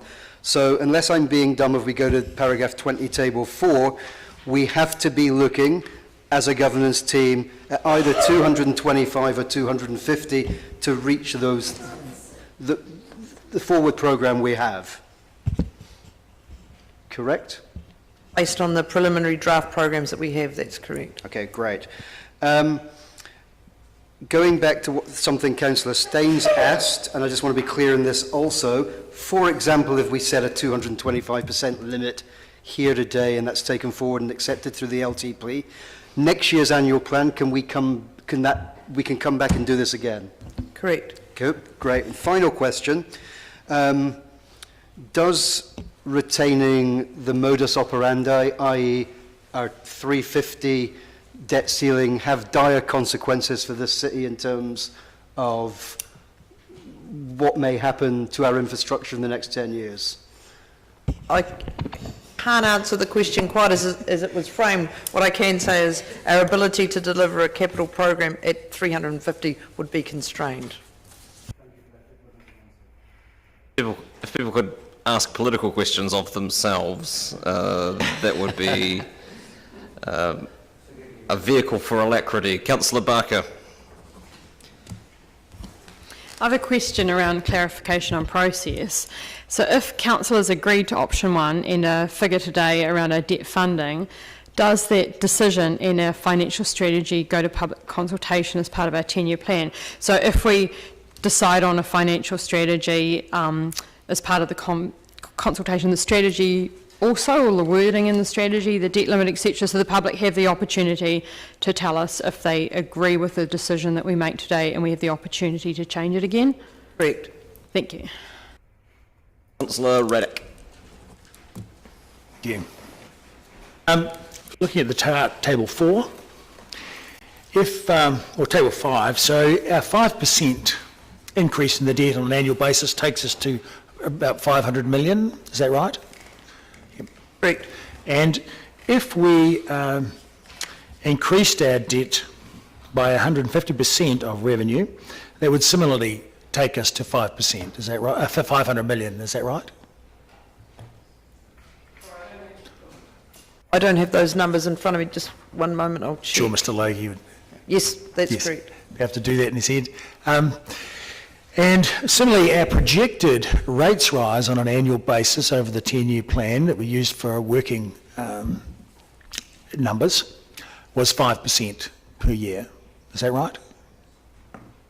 That was the maximum. Yes. And so, to me, there's a certain synchronicity there, to borrow a word, there with the figures. And the difference would be if we set the limit at 150%, then the draft budgets would come in. We'd be able to, at the moment they're projected to increase our debt by 400 million, but that would bring it back to about 200 million increase because we're, under 350 now. So that would take about 200 million, so that would be about half. But they would simply constrain the budget to what is in line with our rates increases, the 5%, and what is quite fiscally conservative. Is that right? I don't know if it's for staff to offer a view on fiscal conservatism, Councillor. Yes, okay. So I'll make it into a question. If we were to do that, then councillors, when they come to the long-term plan, would be in the position of looking at a much conservative budget in line with our rates rises and in line with 5% figures, but then looking at what they might choose to add in. Because at the moment, we've been offered a draft budget with a $400 million of extra capital spending, and faced with a situation where we might have to take things out. And for myself, a question of staff coming, yes, Councillor? To me, is that a feasible option to a feasible budget to present to us, where we have 150% and then we can have a range of things that we can put in if we choose, rather than things that we might take out if we want. Staff will build a budget based on the decision that council makes as a draft, and then what happens then is it is consulted on with the community and final decisions are made. Yes, and so then the consultation and everything else, and decisions are made whether on it's feasible putting or in not things. is up to you. Yes.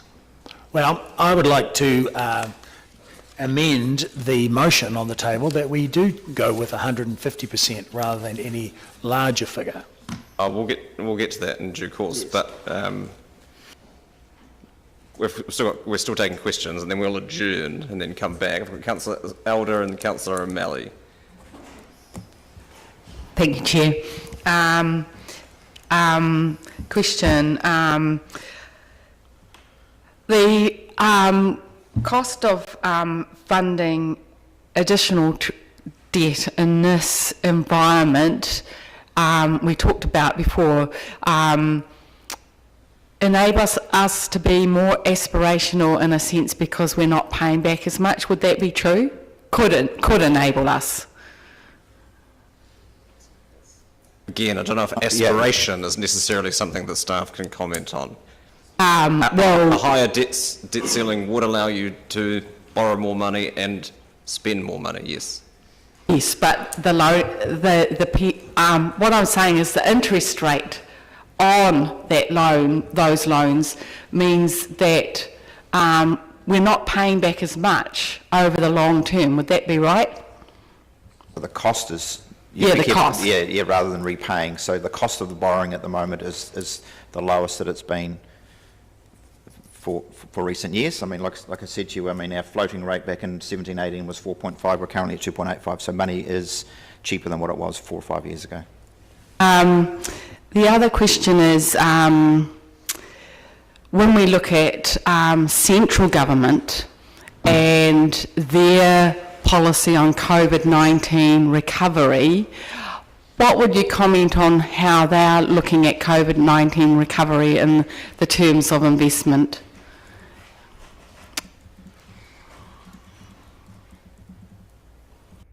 It's difficult to offer a view on the government's approach, but it's clear that they are choosing to invest reasonably heavily in infrastructure projects.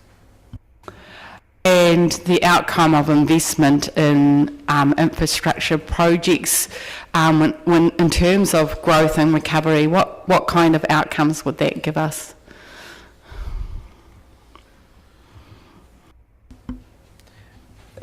In theory, well, it gives you upgraded assets, but at an economic level it supports jobs in the community. Thank you. Councillor O'Malley. Thank you, Bishop. It's sort of been touched on, but I know it's going to come up again in the speeches, so I want to touch on, I'll clarify it. The increase in debt that you would achieve if you increase your debt ceiling has only an indirect effect on rates, is that correct? Correct. Very good. And then on table 3, we've got the different levels of revenue and debt that different cities in the country have. I know that it's not, I've asked for it in the past, and I know the answer comes back, it's not easy to calculate. But in general rule of thumb, would it be fair to say that those cities going from top to bottom there are also among the highest growing rates of growth cities in the country at the moment? So this list has been prepared on the basis, this is the metros, plus us, plus Invercargill. We are a metropolitan council, Mr. Logie. And but our rates at the moment against those are quite a lot lower than some of those on that list. Is that correct? And I know that this is a hard question to answer, but generically speaking, I don't have updated figures on that. I'm sorry, Councillor, so I can't answer it. okay. I'll cover it in my speech. Thanks. Exhausted questions. I'll move that we adjourn the meeting. Seconded Councillor Walker with a sharp exhale of breath, and come back at 5 to 12. All those in favour? Aye. Those against? That's agreed. Thank you.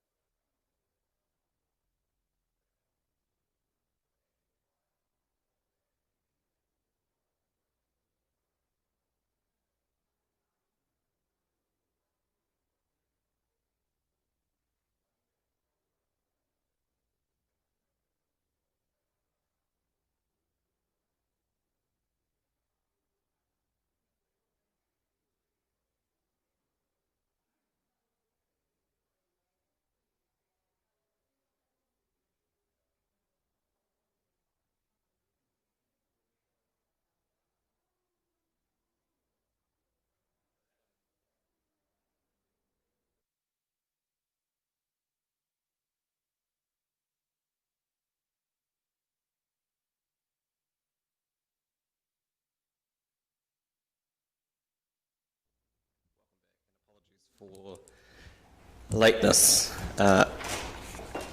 We had appeared to have exhausted questions. It doesn't mean they haven't brewed in the interim. So if there's anything that people wanted to ask at this point. Councillor Wiley.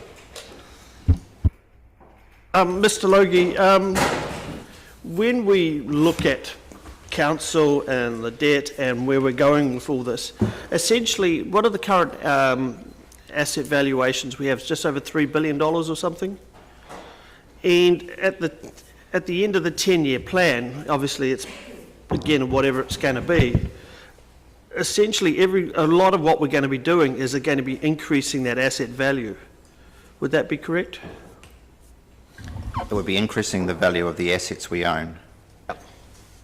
So, to take it a slightly different tack, if this was a house, and we currently said, okay, the house is worth, $300,000, we're currently looking at around a $32,000 mortgage. Would that be pretty much in line? Trying to do the calculation in my head and getting it wrong. We're currently at debt level at 320 million right now, or 266 at the moment. 266. So a $26,000 mortgage would be pretty much in ballpark. Based on the calculation.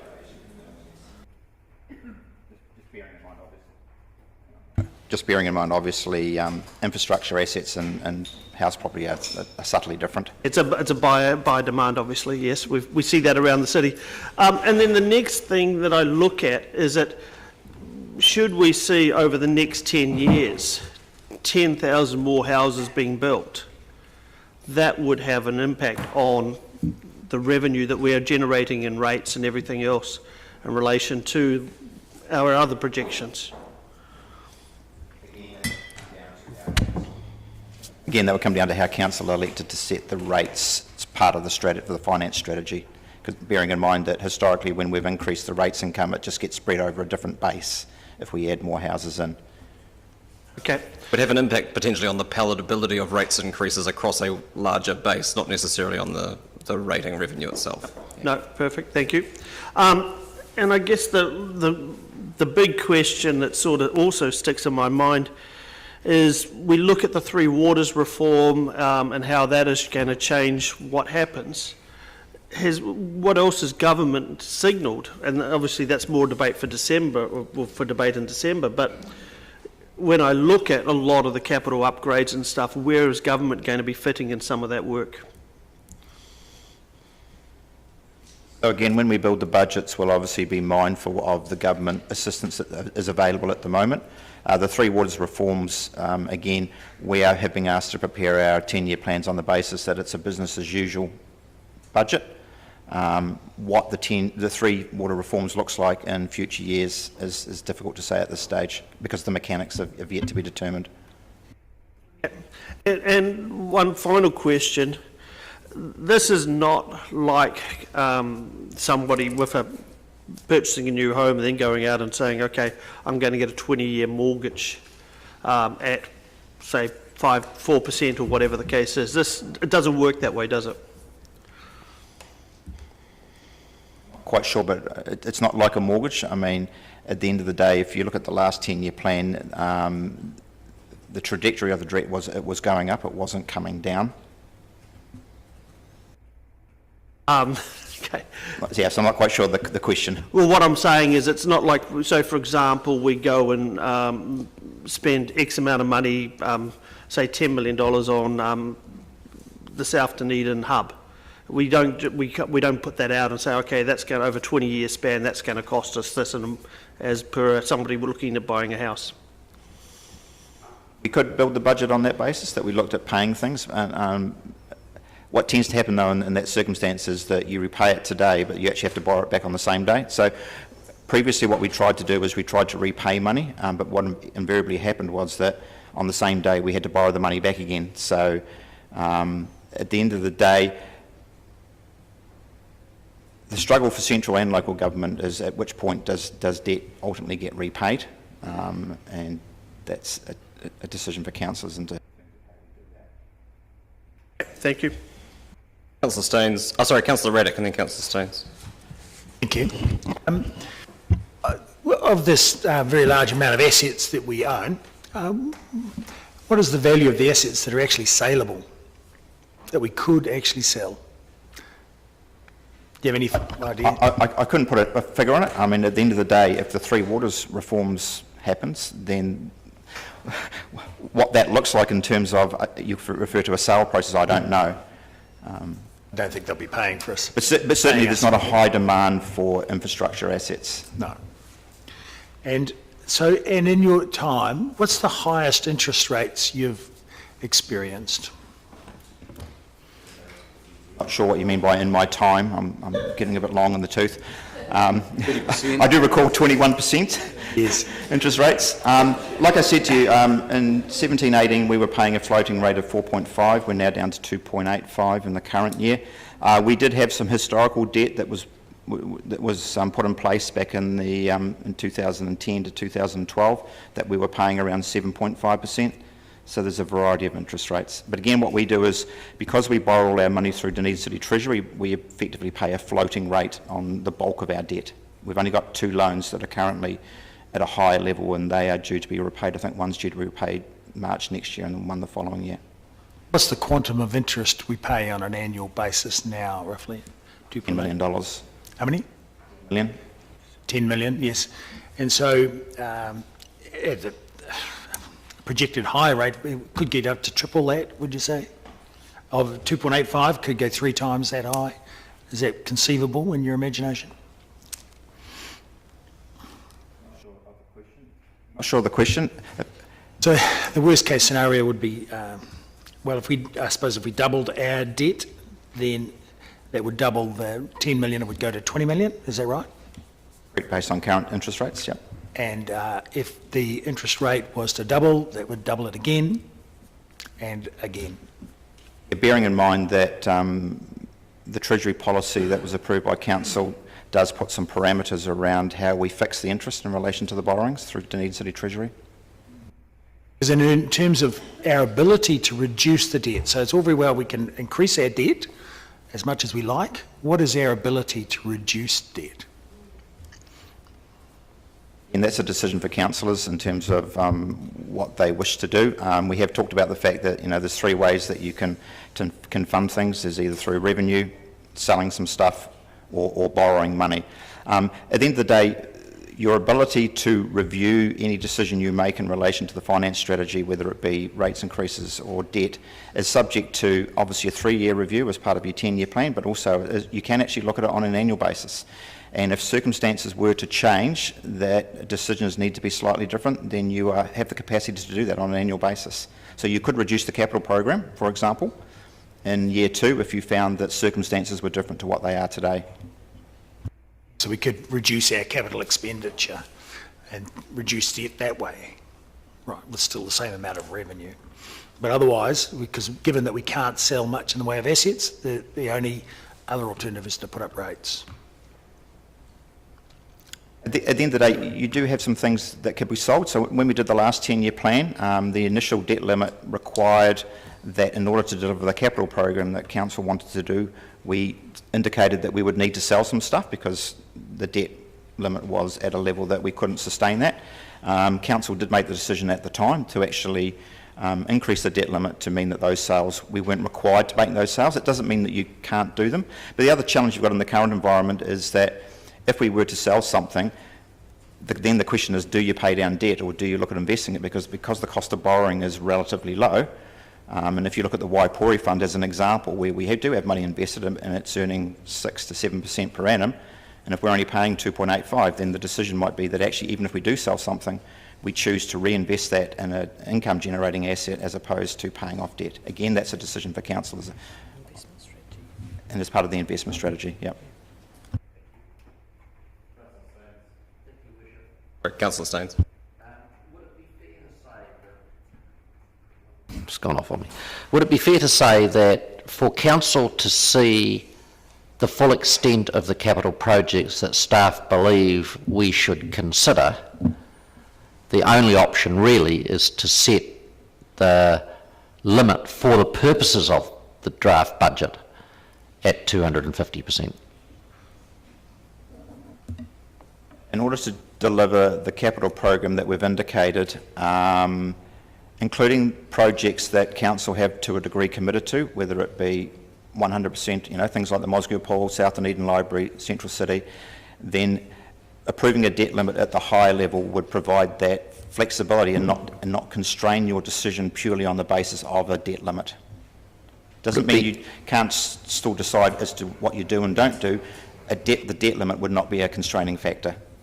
So it would also be possible that we could adjust that percentage downwards as part of the draft annual plan meetings, once we have, as council, considered which of the projects that staff are proposing should go ahead and which shouldn't?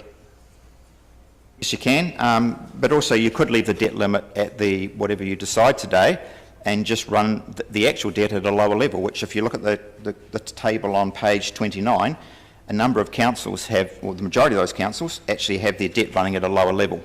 So again, it comes back to it's a limit, not a target. So that is an option, but is it also possible that once we've consulted on the long-term plan, that council could adjust before finalising the plan that percentage? Thank you. Councillor Houlihan. Thank you. I know there's mention of interest rates. You said 2.85, but a lot of the commercial banks at the moment are advertising, as low as 1%, 1.99, I think it is at the moment with some of them. Can we get that sort of lower rate, or? Again, as I've said previously, all our borrowing is done through Dunedin City Treasury.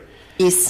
So they have tranches of money that have borrowed for various terms. So again, the borrowing that we're currently doing is at a lower level than that, but obviously it's a blended rate that we pay. So some of it's historical debt, which will be at a higher level, but certainly the new debt that's coming through is coming through at a lower level. So potentially our interest cost in the first year of the 10-year plan will be lower than 2.85%. Oh, it will be lower. Right, so if we did take on more debt, we should be able to get it at a lower rate than 2.85. In the current market, that appears to be the indication. Yes. But again, if I knew that to the level of detail, I'd be an investor, not a CFO. Well, that's right. That could be. Well, we are. It is, of course, it is an investment, isn't it? It's ratepayer money.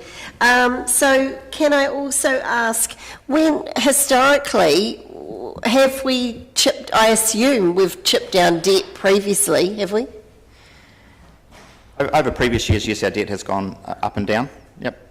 And how is that? And I assume that's been done by different ways, like through rate and through selling things. Is that the way we've done it, or?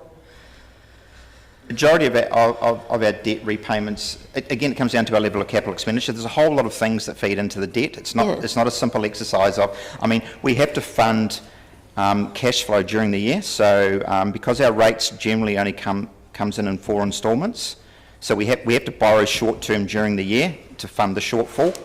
So there's a whole lot of things that happen to make the debt where it ends up. But also the current financial strategy says that if council has any surplus funds, that they are to be used to pay down debt. So that's what the current strategy says. Yes, because I'm thinking if say, for example, we were investors or people buying a house, the bank would say, oh, look, you're over leveraged if you're not paying off debt, and I do think that my question is, because I can see them looking at me, do we set some budgets with a bit of leeway to have some debt paid off there? Because otherwise we're just going to keep accumulating, and our debt is going to get higher and higher.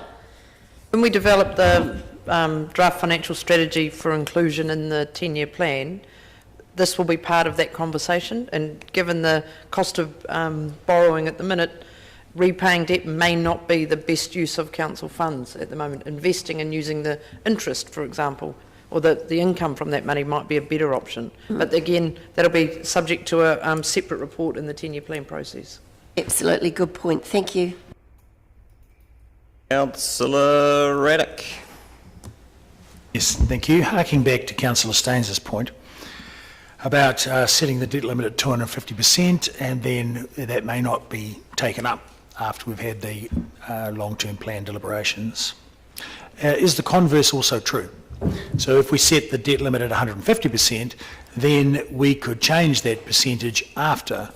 That would enable setting a budget at 150%, and then if that was increased during the long-term, the 10-year plan deliberations, then the debt limit could be reset after that. That's correct. Thank you. Councillor O'Malley.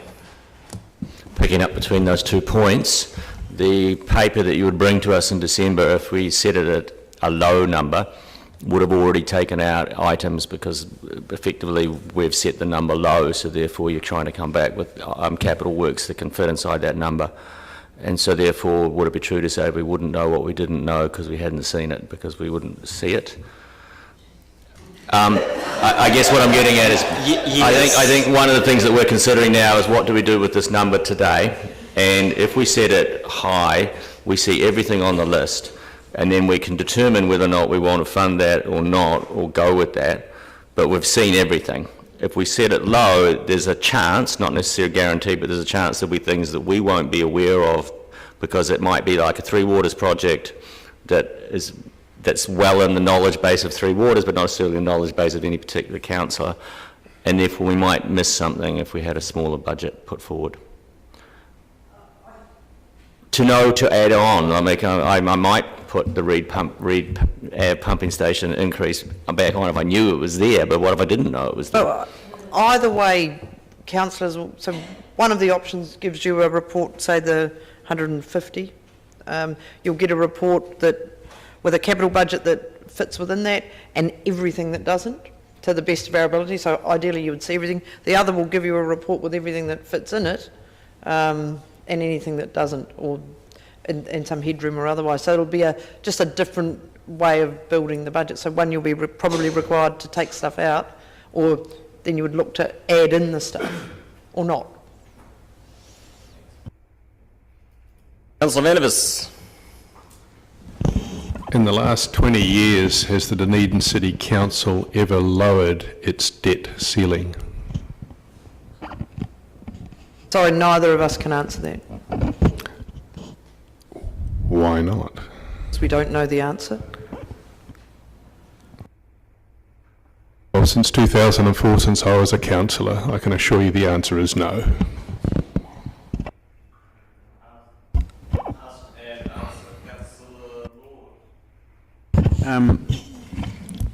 Just one for the Chief. Just in response to your question then to Councillor O'Malley, you were saying how you would write the papers the alternative ways, but if we went for the lower option, if you went for the higher option, so if we went for a limit of 250 and then you wrote if we went for that 150, which was Councillor Raddich's suggestion, and then we went out and consulted on that, we couldn't then turn around and come back at 250 if we decided that's what we needed, is it? We are better to go for the higher option first and then listen to those that say it's too high and reduce it if required. Is it a question about audit? Answer a part of that. Okay. The audit will require that we have options, and so it might be that council decide that 150% is their preferred option. We would need to give other options, at which point council would be free during deliberations to respond to feedback and make a change. So that would require options be given. So would we in fact be better to ask for a range today, say from 185 to 245, or just put a number on it? Today all we need, or all we're asking for, is a number that lets us write that draft financial strategy and the draft budget for consideration. There are at least 2 or 3 other times before we go to consult with our community where that number can be modified. Councillor Staines. Thank you, Worship. Just to clarify what would happen if we had an interest rate shock. Am I right that our borrowing policy has long-term interest rates? We take effectively swaps to get long-term interest rates, so that if there is a shock, the impact on council is slow. As we've seen with the reduction in our average interest rate taking a number of years because of the same thing. So we've actually got that smoothing, and it wouldn't result in a sudden impact on ratepayers. That's correct. So Dunedin City Treasury, on behalf of the wider DCC group, will have swaps in place to protect us from that event. Councillor Reddick. How difficult would it be to have budgets prepared on the basis of 150, 200 and 250, for example? On 3 sets of capital budgets. Is that clarifying the question? Or how difficult would it be? It'd be That is very the question. difficult.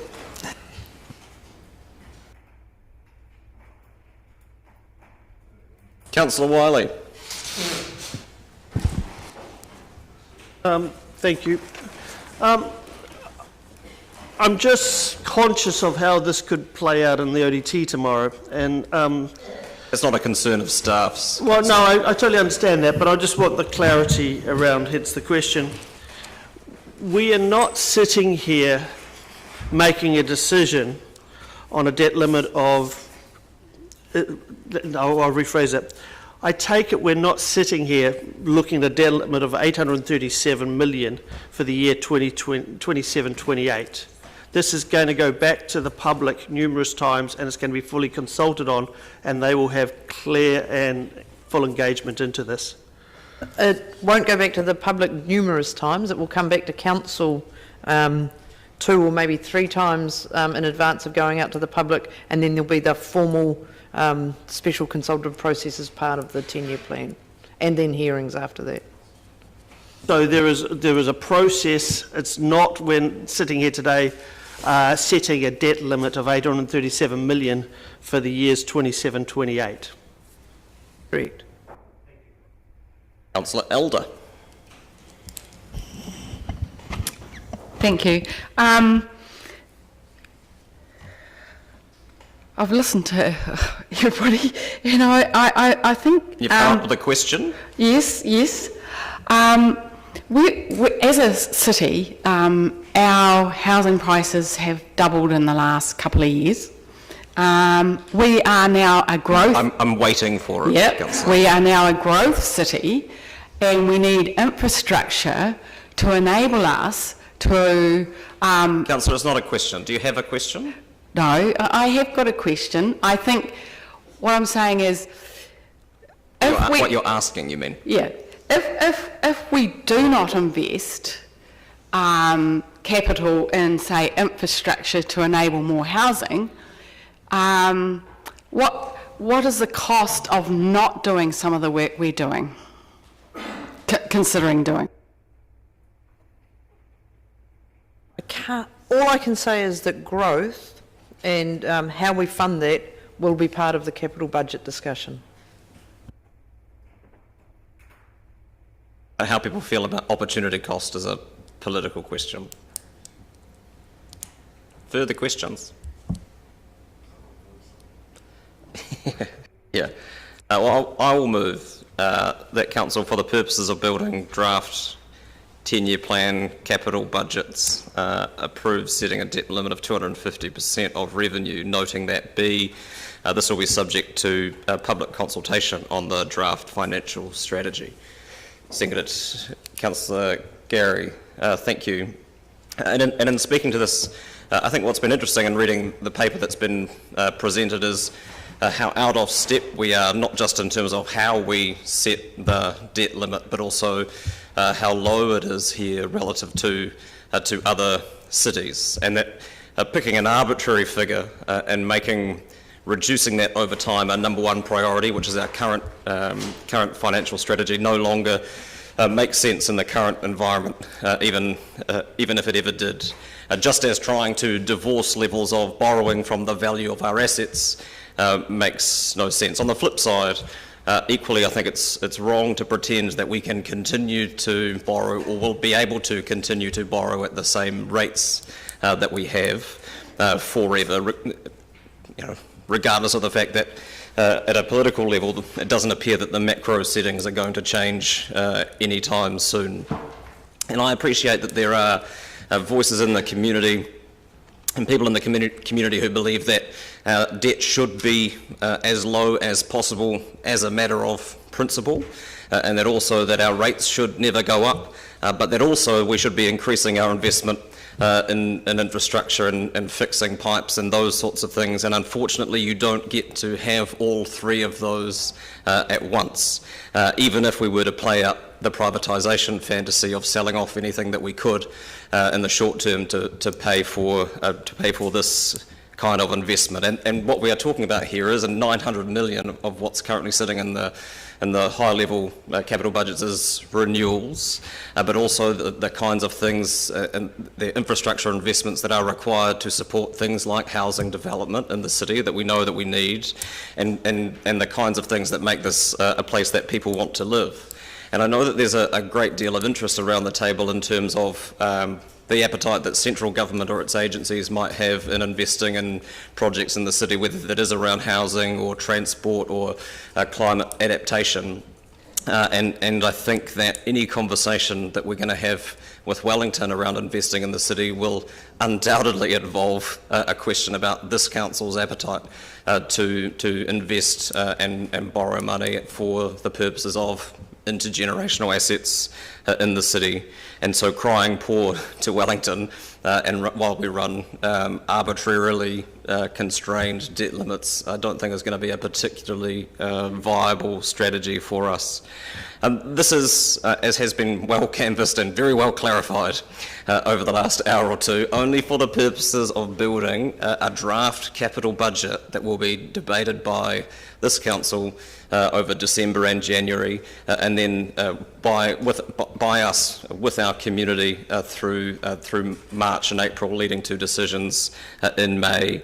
And those discussions will be able to canvass the relative merits of various capital projects, including the value or otherwise and the cost of servicing that debt, particularly in the short term. But I don't think it does us or our community any favours by artificially constraining the scope of those discussions at this point, because I think, and I'm certainly not making light of it, these won't be, regardless of what we agree to today, this won't be an easy process, and they won't be easy conversations to have, but I think giving ourselves as broad a scope as possible is the most sensible option at this point in a process that has a long time to run yet.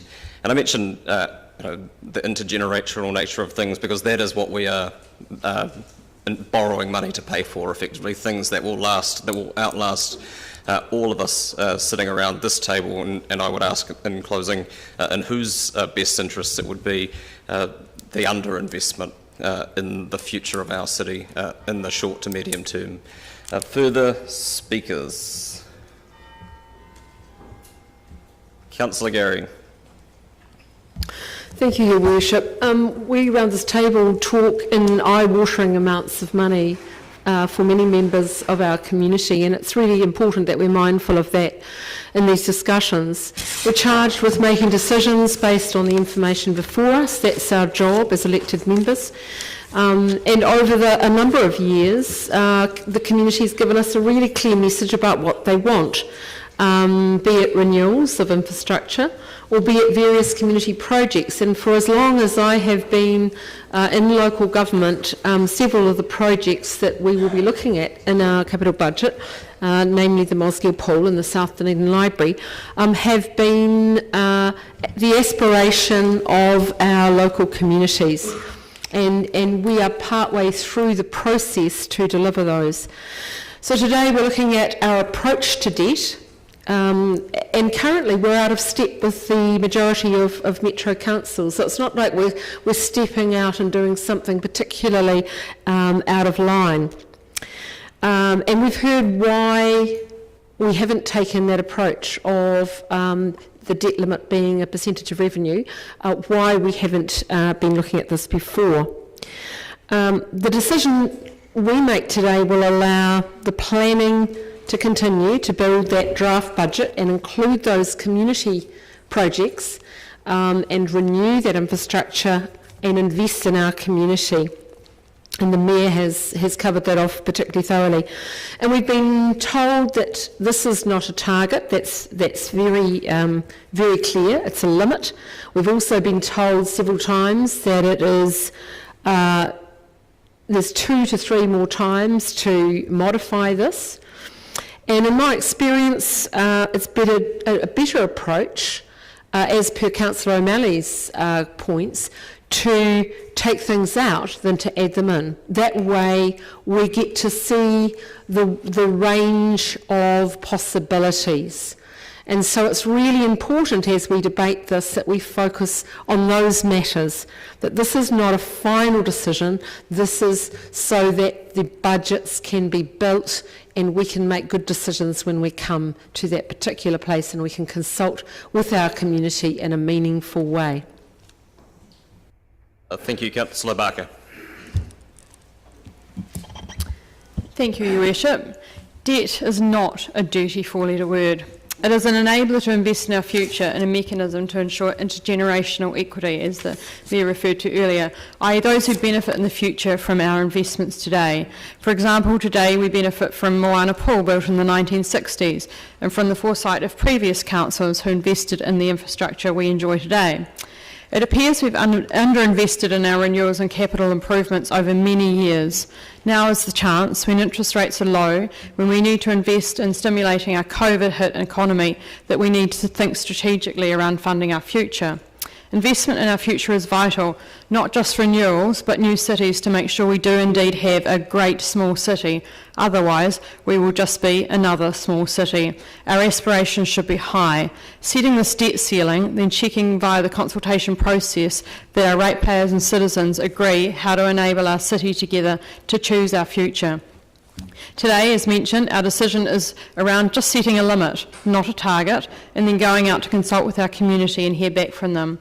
I'm comfortable to support this motion, especially as we will have the opportunity to hear from our stakeholders, our city, how they consider the projects and the future they want funded. This is around our city wish list, and then, like any sensible group, we need to discuss what we actually can and want to afford. To use the household analogy raised by Councillor Wiley, during question time we all want various additions to our houses, a spa pool, an extra room, a new hot water system. The debate would be which of these we can afford. This debt limit allows Council to look at our wish list and then have the discussion with our community about what our long-term plan and vision for the city looks like. Thank you, Councillor Wiley. Thank you. I will be supporting this. I do struggle with a debt limit of 250%, but I can see the need for it and I can see the purpose of it.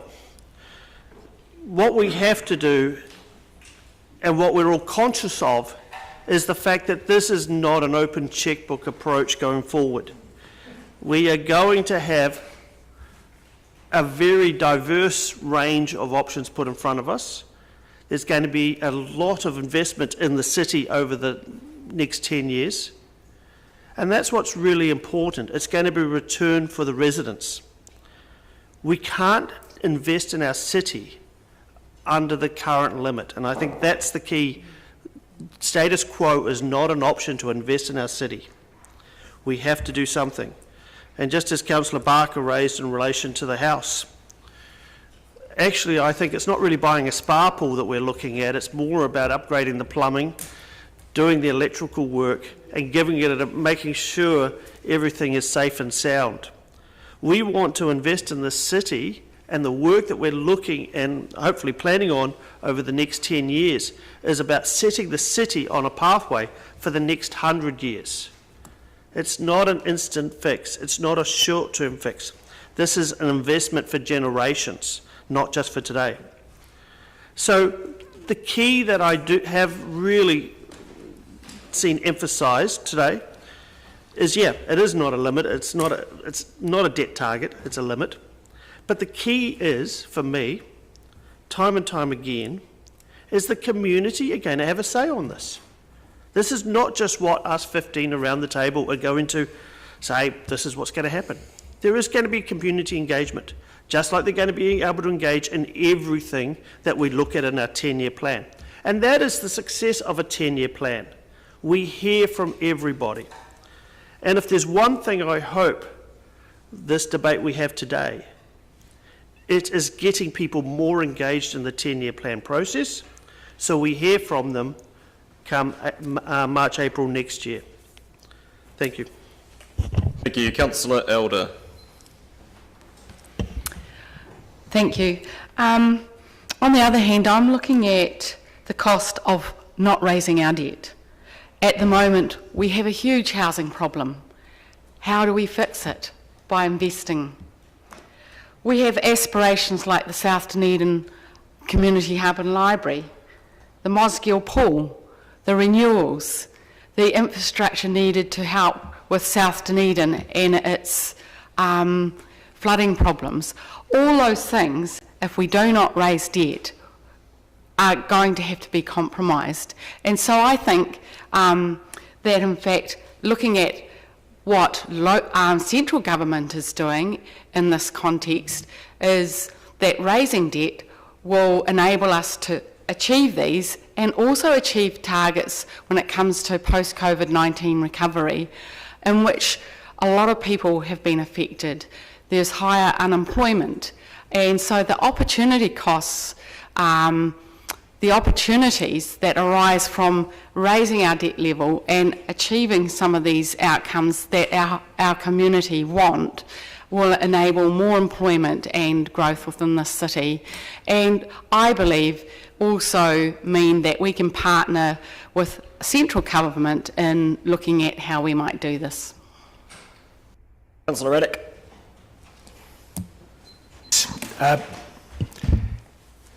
Setting what feels like an open-ended limit, which is double our current percentage rate, facilitates unconstrained idealism which is not reflected in the reality of everyday life of our citizens. The community actually wants restraint on the part of council. They don't want rates rises and they don't want excesses. But they do want to have progress. So there is a balance to be achieved, but it's far more satisfactory in my experience and opinion to add things in through community advocacy rather than having them try to take things out when they've already been placed into a budget. The limit, the debt limit, can be changed, as we've heard. It can be changed as required subsequent to the long-term plan. And so there's no need to set it at a maximum rate right now. And we can see from the list of other councils that there are quite a few that have immediately gone to their maximum debt limit, and indeed some of the projections in our long-term plan will take us there so that we'll have a very high amount of debt to then carry forward, which can very easily put us in jeopardy. One of the reasons why we are in an aberration in that table that we see of other councils is the fact that we have been very conservative as a council historically over the last decades. And I think for us to change that that view and that perspective and that way of doing things is not a good idea. I think we're going to end up, we can place ourselves in quite a bit of jeopardy. And just as there's a certain symmetry between the debt limit that we've got now at 125% and the rates rises that are planned at 5%, or the maximum, if we go to this very large debt limit of 250%, we are setting ourselves up for double those rate rises and double the amount of fiscal uncertainty going into the future. So I think it's a mistake to set it so high. I think just as household budgets for all of our citizens, people who have, who have to live within their means, they set their household budgets and then maybe they have some flexibility to go over those. it's better for us to apply constraint at this stage rather than have a blue sky budget and then we try and take things out later on or deal with the problems later on. That is what has gotten so many people, and indeed some councils, into trouble in the past. And currently we have the Auckland experience to refer to, where they're now looking to the government to bail them out. Perhaps that may happen for them, but I don't think it's a good idea for all councils around the country to be relying on the government to bail them all out, because I think that is just a recipe for trouble. So I'm not happy about this. Councillor Houlihan. Thank you. Yes, I'm not happy either about such a large increase. However, I can see why we're doing it. One of my major concerns is around the infrastructure, because we have ageing pipes and we have a growing city. We need infrastructure in a lot of these areas so we can build, and as Councillor Barker said and put very well, I thought, excellent wording in her speech, is that we are investing in our future, and what we have to remember is that this money is for the next 10 years. So it'll be spread out over this period for a budget seeing us into the future, a future that has a lot of positives for our city. We have a lot to look forward to in Dunedin.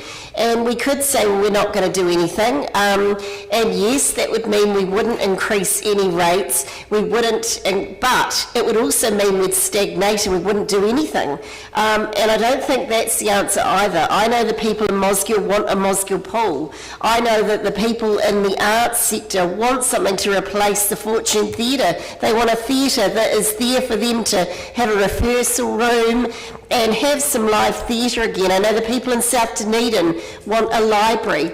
All of those cost money, and nobody likes an increase in anything, but it is a reality, and we've got to put it in perspective. When we hear people saying, oh, it's debt increase, we were told very clearly that if we took this amount, because it's 250%, it did not mean double rates. So we have to be careful we don't give a mixed message out to our ratepayers and scare them, because it's not going to mean people are going to be hit with huge rate increases, and it might be we as a council choose the rate increases and we might carry some of that burden so that we help those people who are struggling, like the pensioners in South Dunedin, that some of them can't afford their rates. People like that need to be looked after, and we will consider all that. And as a city, we also though have a job to represent everyone who lives here. And my main concern about this is the government and these new water reforms is that I want us to spend money fixing our infrastructure.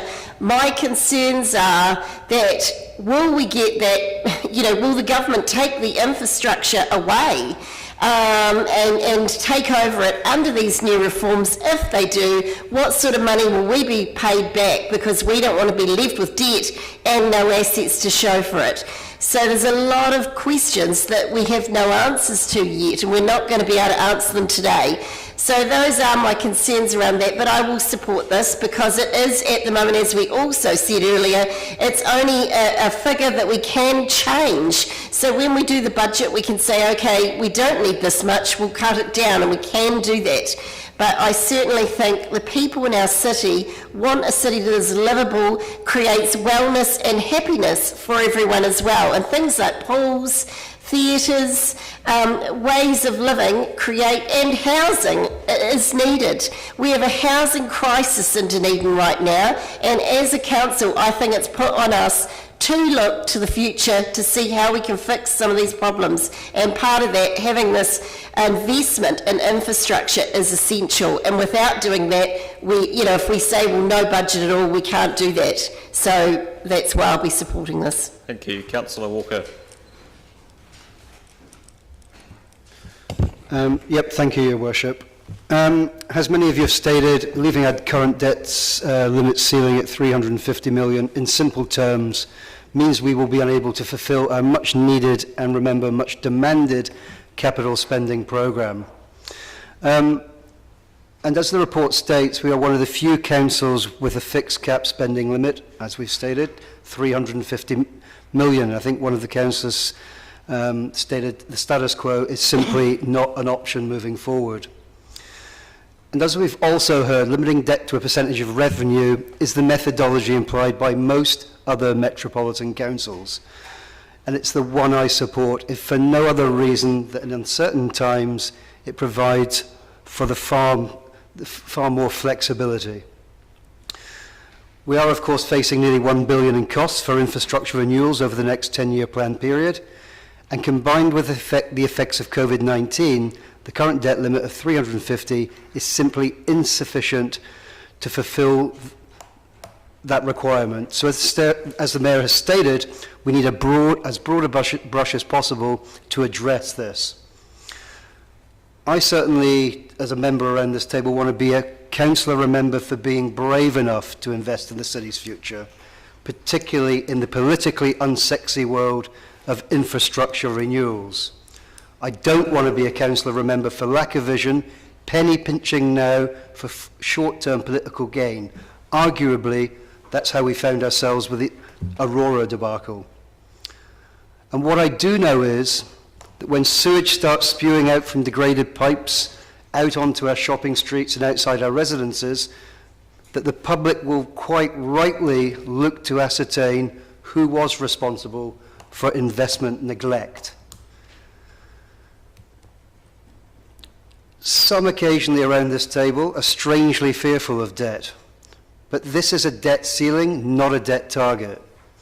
And I've always been of the view that debt is only bad if it's used inappropriately, much in the same way as it would be for any of us in our own lives and households. And since Councillor Wiley, you've started the game of house analogies, I'll continue. You can absolutely decide as a house owner to spend nothing maintaining your house for 1, 2, 5, 10, even 20 years. And fiscally, that looks wonderful in the short term. However, at some point hence, your fixtures and fittings will start failing and your house will start to crumble around you. And of course, the possibilities and the costs of getting back to what you once had will be unimaginably high.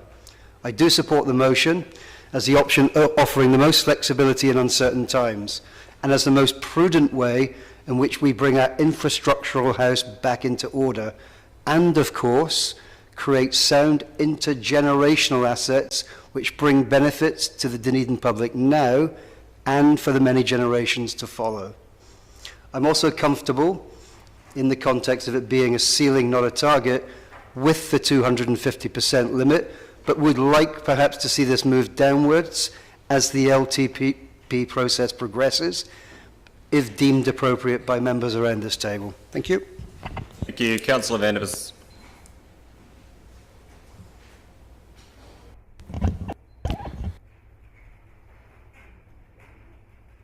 I've heard a lot of what I consider to be completely untrue statements around this table, but I have a very long list of them recorded for today. I'll try and keep within 5 minutes. We will give it to 5 minutes, sir. Are you wanting to take some of my time already, Your Worship? Please then don't. Infrastructure has always been and always will be ageing. The infrastructure that we've had in Dunedin for 100 years was largely not built on debt, and it worked reasonably well to get us to the point where we are now. The idea that we need debt now and that debt is not a four-letter word, when we're not even going to buy something like a stadium with it, we're simply going to use it for infrastructure. And that this idea of intergenerational investment that the Mayor has brought up, which was pushed very hard at the time when we needed an extra 100 million to build the stadium, this intergenerational investment is simply keeping the pipes running, which is what rates without a rates increase should be able to do. Mayor Hawkins has said how low our debt is percentage-wise compared to other cities. What Mayor Hawkins needs to realise is how low our ability to pay for things is in this city. What he needs to realise is that people in this city have the lowest disposable income of any of the metros that are quoted in this paper. And it's that inability to pay that has been behind the debt, the slower debt increase than some of these other cities have managed. But it gets worse. Dunedin not only has a much more limited ability to pay, it also is not a marginal seat. We do not get the government funding that places like Auckland and other marginal seats routinely get. We do not get the returns that we are taxed for in due proportion, simply because it's not worth either of the major parties to actually spend any money in Dunedin. We are basically looking at raising an incredible amount of debt to fund infrastructure. Councillor Staines has said that we have to do infrastructure projects and we have no choice. Well, that's always been true and we've always done it. And in the past, we've done it with very small increases in debt or in rates. Councillor Lord has said, I don't feel super alarmed by increases in debt. Councillor Lord hasn't spoken in debate, so... He did say that in question time, Your Worship. I've written it here and I've put quotation marks about it. Please do not interrupt when I am quoting appropriately. The video will show that. I have a speech to make and I don't want you interrupting any more of it. Councillor, we're in debate. If you could focus your comments on the debate, that would be helpful. I am quoting from councillors who have made statements accurately, and the video will prove that. Please don't interrupt again. Councillor Houlihan has said, if we double the debt, does that mean we have to double rates? The lack of understanding about the impacts of debt around this table, to me, are mind-boggling. Councillor Logie, Councillor Walker and Chief Executive Graham and Councillor Wiley have all repeated the mantra. Mr Logie is a member of staff and not an elected member. I'm quite aware of that. Please stop interrupting. Mr Logie, Councillor Walker, Chief Executive Graham and Councillor Wiley have all repeated the mantra that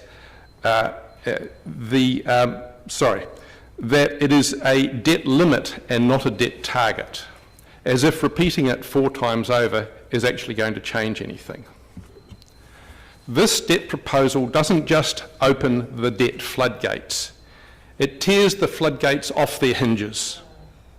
More debt equals an inability to live within our means, and that is our fundamental problem. We simply don't live within our means.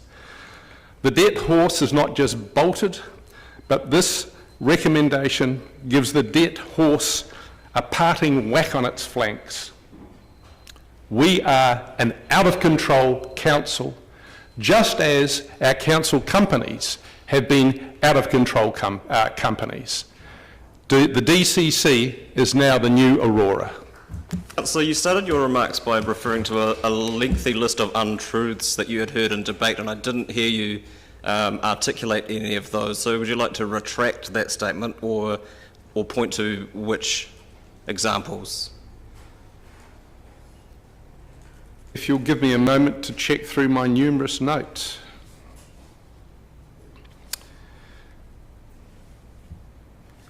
Councillor Staines' statement, we have to do infrastructure projects and we have no choice, I believe to be an incorrect statement. Councillor Staines hasn't spoken in debate. Councillor.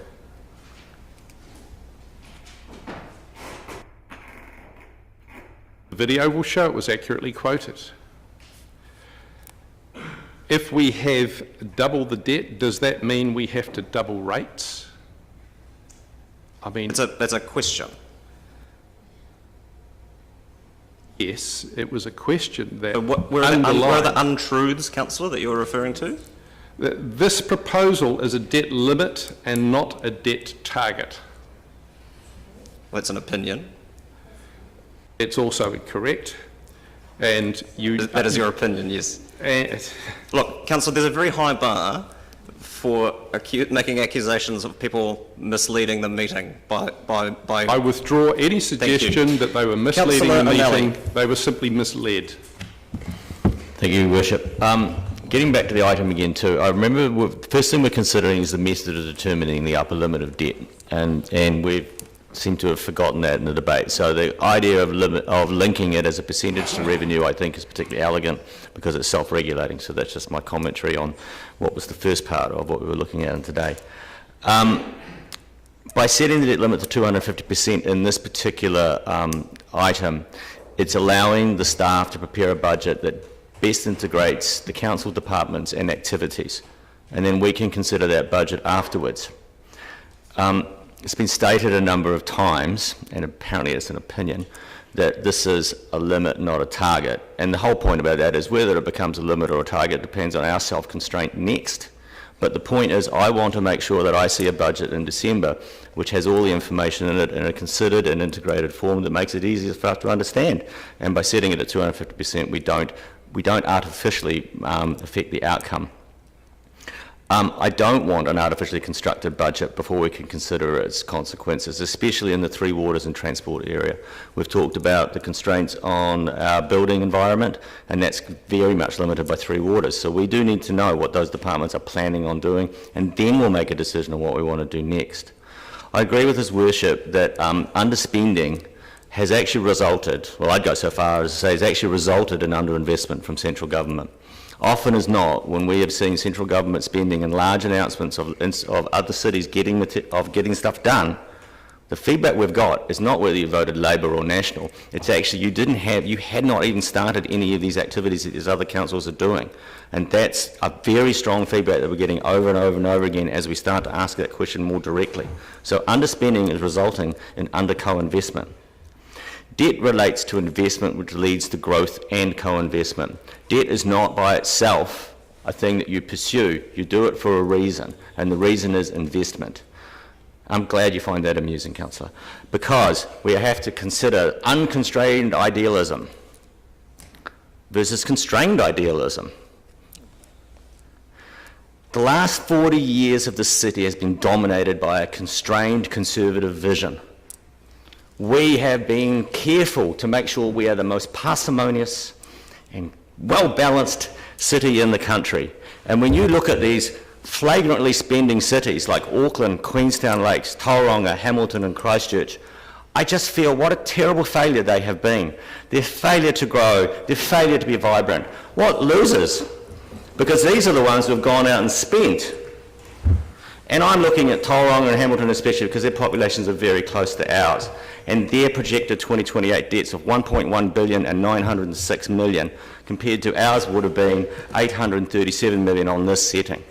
We are not out of whack with the cities around us, except the way we're behaving now. And I do not want to make my next Otago Southland meeting a bad one, but do we really want to be in the company of cities that are underspending on themselves? And I would send a message back to Invercargill to say maybe you want to suggest spending more on yourselves as well, which in fact they are starting to do because they see the problems of underspending in yourself. We suffer from a continuous diaspora of our youth. And that's one of the reasons we don't have a population that can carry the weight, because we only have their grandparents and their parents left behind because the young ones have gone. I had someone meet me the other day in the street and say, double my rates. Not because he wanted his rates to double, but he said, I've moved here from Wellington and I need you to tell me why I should stay. So this is a combination of looking after the stuff on the ground, but it's also about making the city livable. Do all that and we grow. Don't do that, we die on our feet. Thank you. Councillor Staines. Thank you, Your Worship. It seems to me that there is a clear relationship between shying away from increased debt and implications with rates and the condition that we now see our key infrastructure in. Dunedin for many years was famous, or in my opinion infamous, for having zero rates increases. This left us with an unenviable legacy, failing infrastructure, particularly Three Waters infrastructure. The very large, nice-to-have projects in the mid to late 2000s didn't help this, as it forced the following councils to clamp down hard on any form of expenditure, be it nice to have or, more importantly, our infrastructure renewals. I think we have an obligation to put before our community the work that we believe must be done to ensure the city's future. Yes, there are some not so nice implications of increased borrowing, but it is our job as councillors not to shy away from this. Our job is to make our community aware of what we believe needs to be done and why, listen to their feedback and do our very best to achieve the outcomes that the city needs.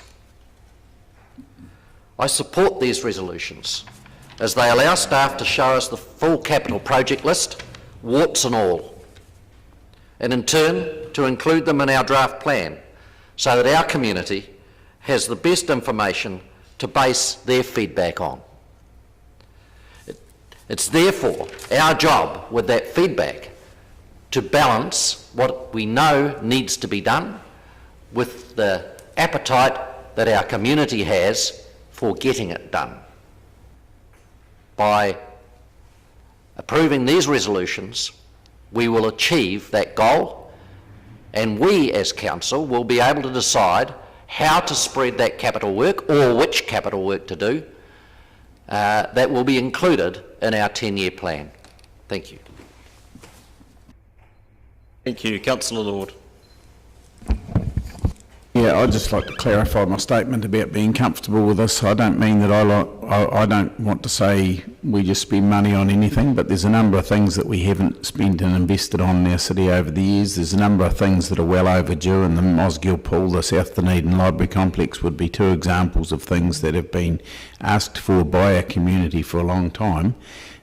We think of the money that the Mosgiel community has raised towards getting a pool, which it's not unprecedented. Other times people have joint ventured projects, but when the community is asking for something that bad, I think we've got to the point where something needs to be done, and I just believe that I'm comfortable with an increase in debt, just like people today are more happy to have larger mortgages than they were 10, 20 years ago, because largely the inflationary effects have caused a lot of this, and it's not a bad thing. And the use of debt tactfully and carefully, I'm also one of those people. I don't think of debt as a bad thing necessarily. Yeah, it's bad if you're wasting it on just things that aren't important, but there's an awful lot about this city, and you only need to travel through somewhere like Mosgiel between 3 and 5 and you see the place is absolutely buzzing. The main street is active, there's a number of new shops, there's a number of things that have happened out there.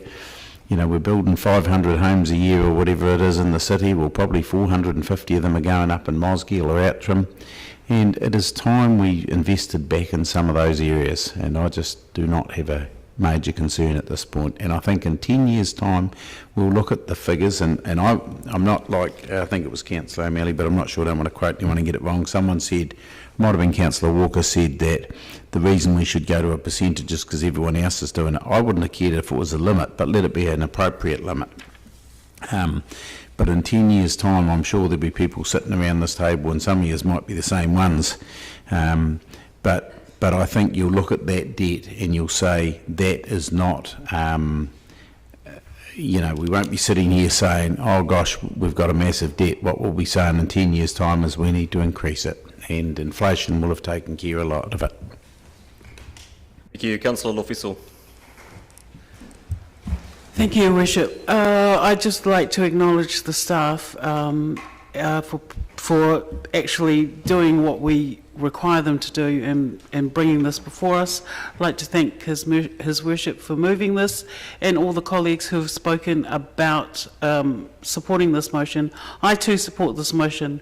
From my perspective as a Polynesian, the matai, the chiefs, the rangatira, what have you, the leaders are actually ultimately responsible for the distribution and wealth of the resources which belong, distribution of the wealth and resources which belong to the people. And I just see this, you can quibble about debt or not debt, and it depends on the world you live in.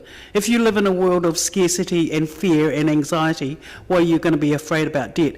But if you actually take your responsibilities seriously as a leader, then you're going to be thinking about what's best for the people. And as far as I'm concerned, it's our job to make sure that the resources are there for the people. That's why I'll be supporting this motion. Councillor Benson-Pope. Thank you, Your Worship. Just briefly, I think a number of previous speakers have already touched on this, but there can certainly be no worse time to retrench or practice attrition than right now. In the context of the huge amounts of community support that the government's poured into every sector it can, some appropriately used, some less appropriately, and several big operators and big companies have been publicly shamed, and they deserve to be because of that, and that will see its way through our society. But it will be totally inappropriate in that wider context for the city elders seated here not to invest in our city and in our people. The effects of the current health climate are well known. We discussed them, and the levels of support we might be able to provide earlier in the meeting today, and that will continue. But this is a time in our city, and most people are noticing it, of incredible, quite unparalleled opportunity. We know that the government is building the biggest can't remember the actual term Friend Hodgson uses, but one of the, and certainly the largest public build, I think, ever in New Zealand in terms of the new hospital. Those who doubt that it's going to eventuate need to actually look at the demolition that's happening now and the initial budget that's been allocated by Cabinet. We know that our central city is going to see some major changes. We know that transportation routes have already changed and will continue to improve for the better. Just yesterday, if you had any doubt about the university's intention, despite their straitened financial position because of overseas students in particular, just yesterday the university announced their commitment to not just a replacement for Te Rangihiroa College, but a doubling of the size to a massive 450-bed, four-wing college. The other issue, of course, is the importance of those big strategic investments to the core of the city. It's always amused and confused me simultaneously to see that the people who are about to benefit most from many of our investments are reluctant to support them, but more of that in our debate in the 10-year plan. I'm strongly supportive of this decision about the debt level. I will remain strongly supportive of ensuring that we do both the infrastructural work and the other work that will make our city even more attractive for the people who live here and the people who visit.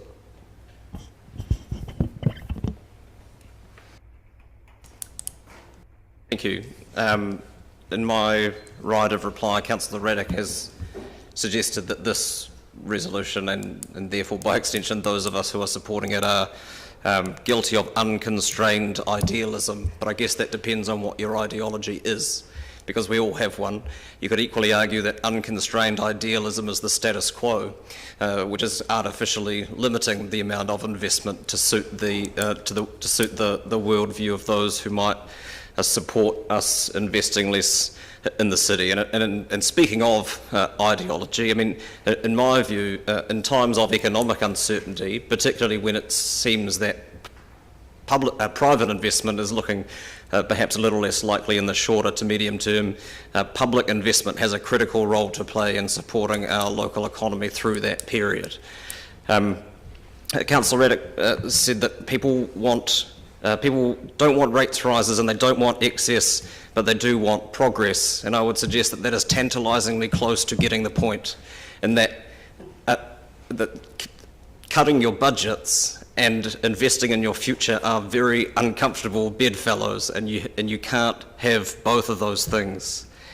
And the suggestion that we should start small and rely on community advocacy to turn up and insert things into the budget at a later space. It does sound attractive, but we know who is likely within our community to gather the momentum and build the case for advocacy and turn up in the first half of next year and demand that things be added into the budget that suit their aspirations. And more pointedly, we know who isn't likely to gather that momentum and build that case and come in and argue that for us. And so it would be it would demonstrate a lack of leadership, in my view, for those options in their entirety to not be considered by this body in the first instance. And furthermore, puzzlingly, the idea that there's a symmetry somehow between a debt to revenue ratio of 125% and an average rates rise of 5%. Not entirely sure if symmetry means what the councillor thinks it might mean. But this is, I think, an entirely appropriate and reasonable response, and I thank the various councillors for their comments in support of this, and I will take the vote by division. Thank you. Councillor Barker.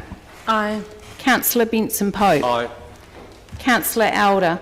Aye. Councillor Gary. Aye. Councillor Hall. Aye. Councillor Houlihan. Aye. Councillor Lefiso. Aye. Councillor Lord. Aye. Councillor O'Malley. Aye. Councillor Raddick. No.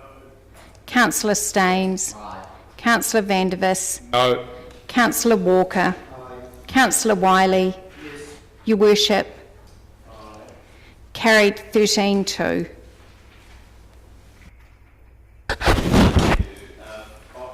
Sorry, thank you. I'll move that we move into non-public session for the reasons outlined in the order paper and grant exemptions to Ms Adams and Mr Cooper for the purposes of them being able to shed light on items that will be discussed in non-public. Seconded, Councillor...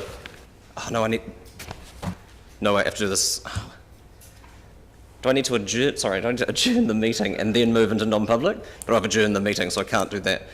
In that case, I'll move that we adjourn the meeting. Seconded, Councillor Gary, and we will reconvene at 2 o'clock, at which point the first order of business will be to move the meeting into non-public session. Just wanted to give a signal to those who are responsible for filming it. All those in favour? Those against? That's agreed. Thank you.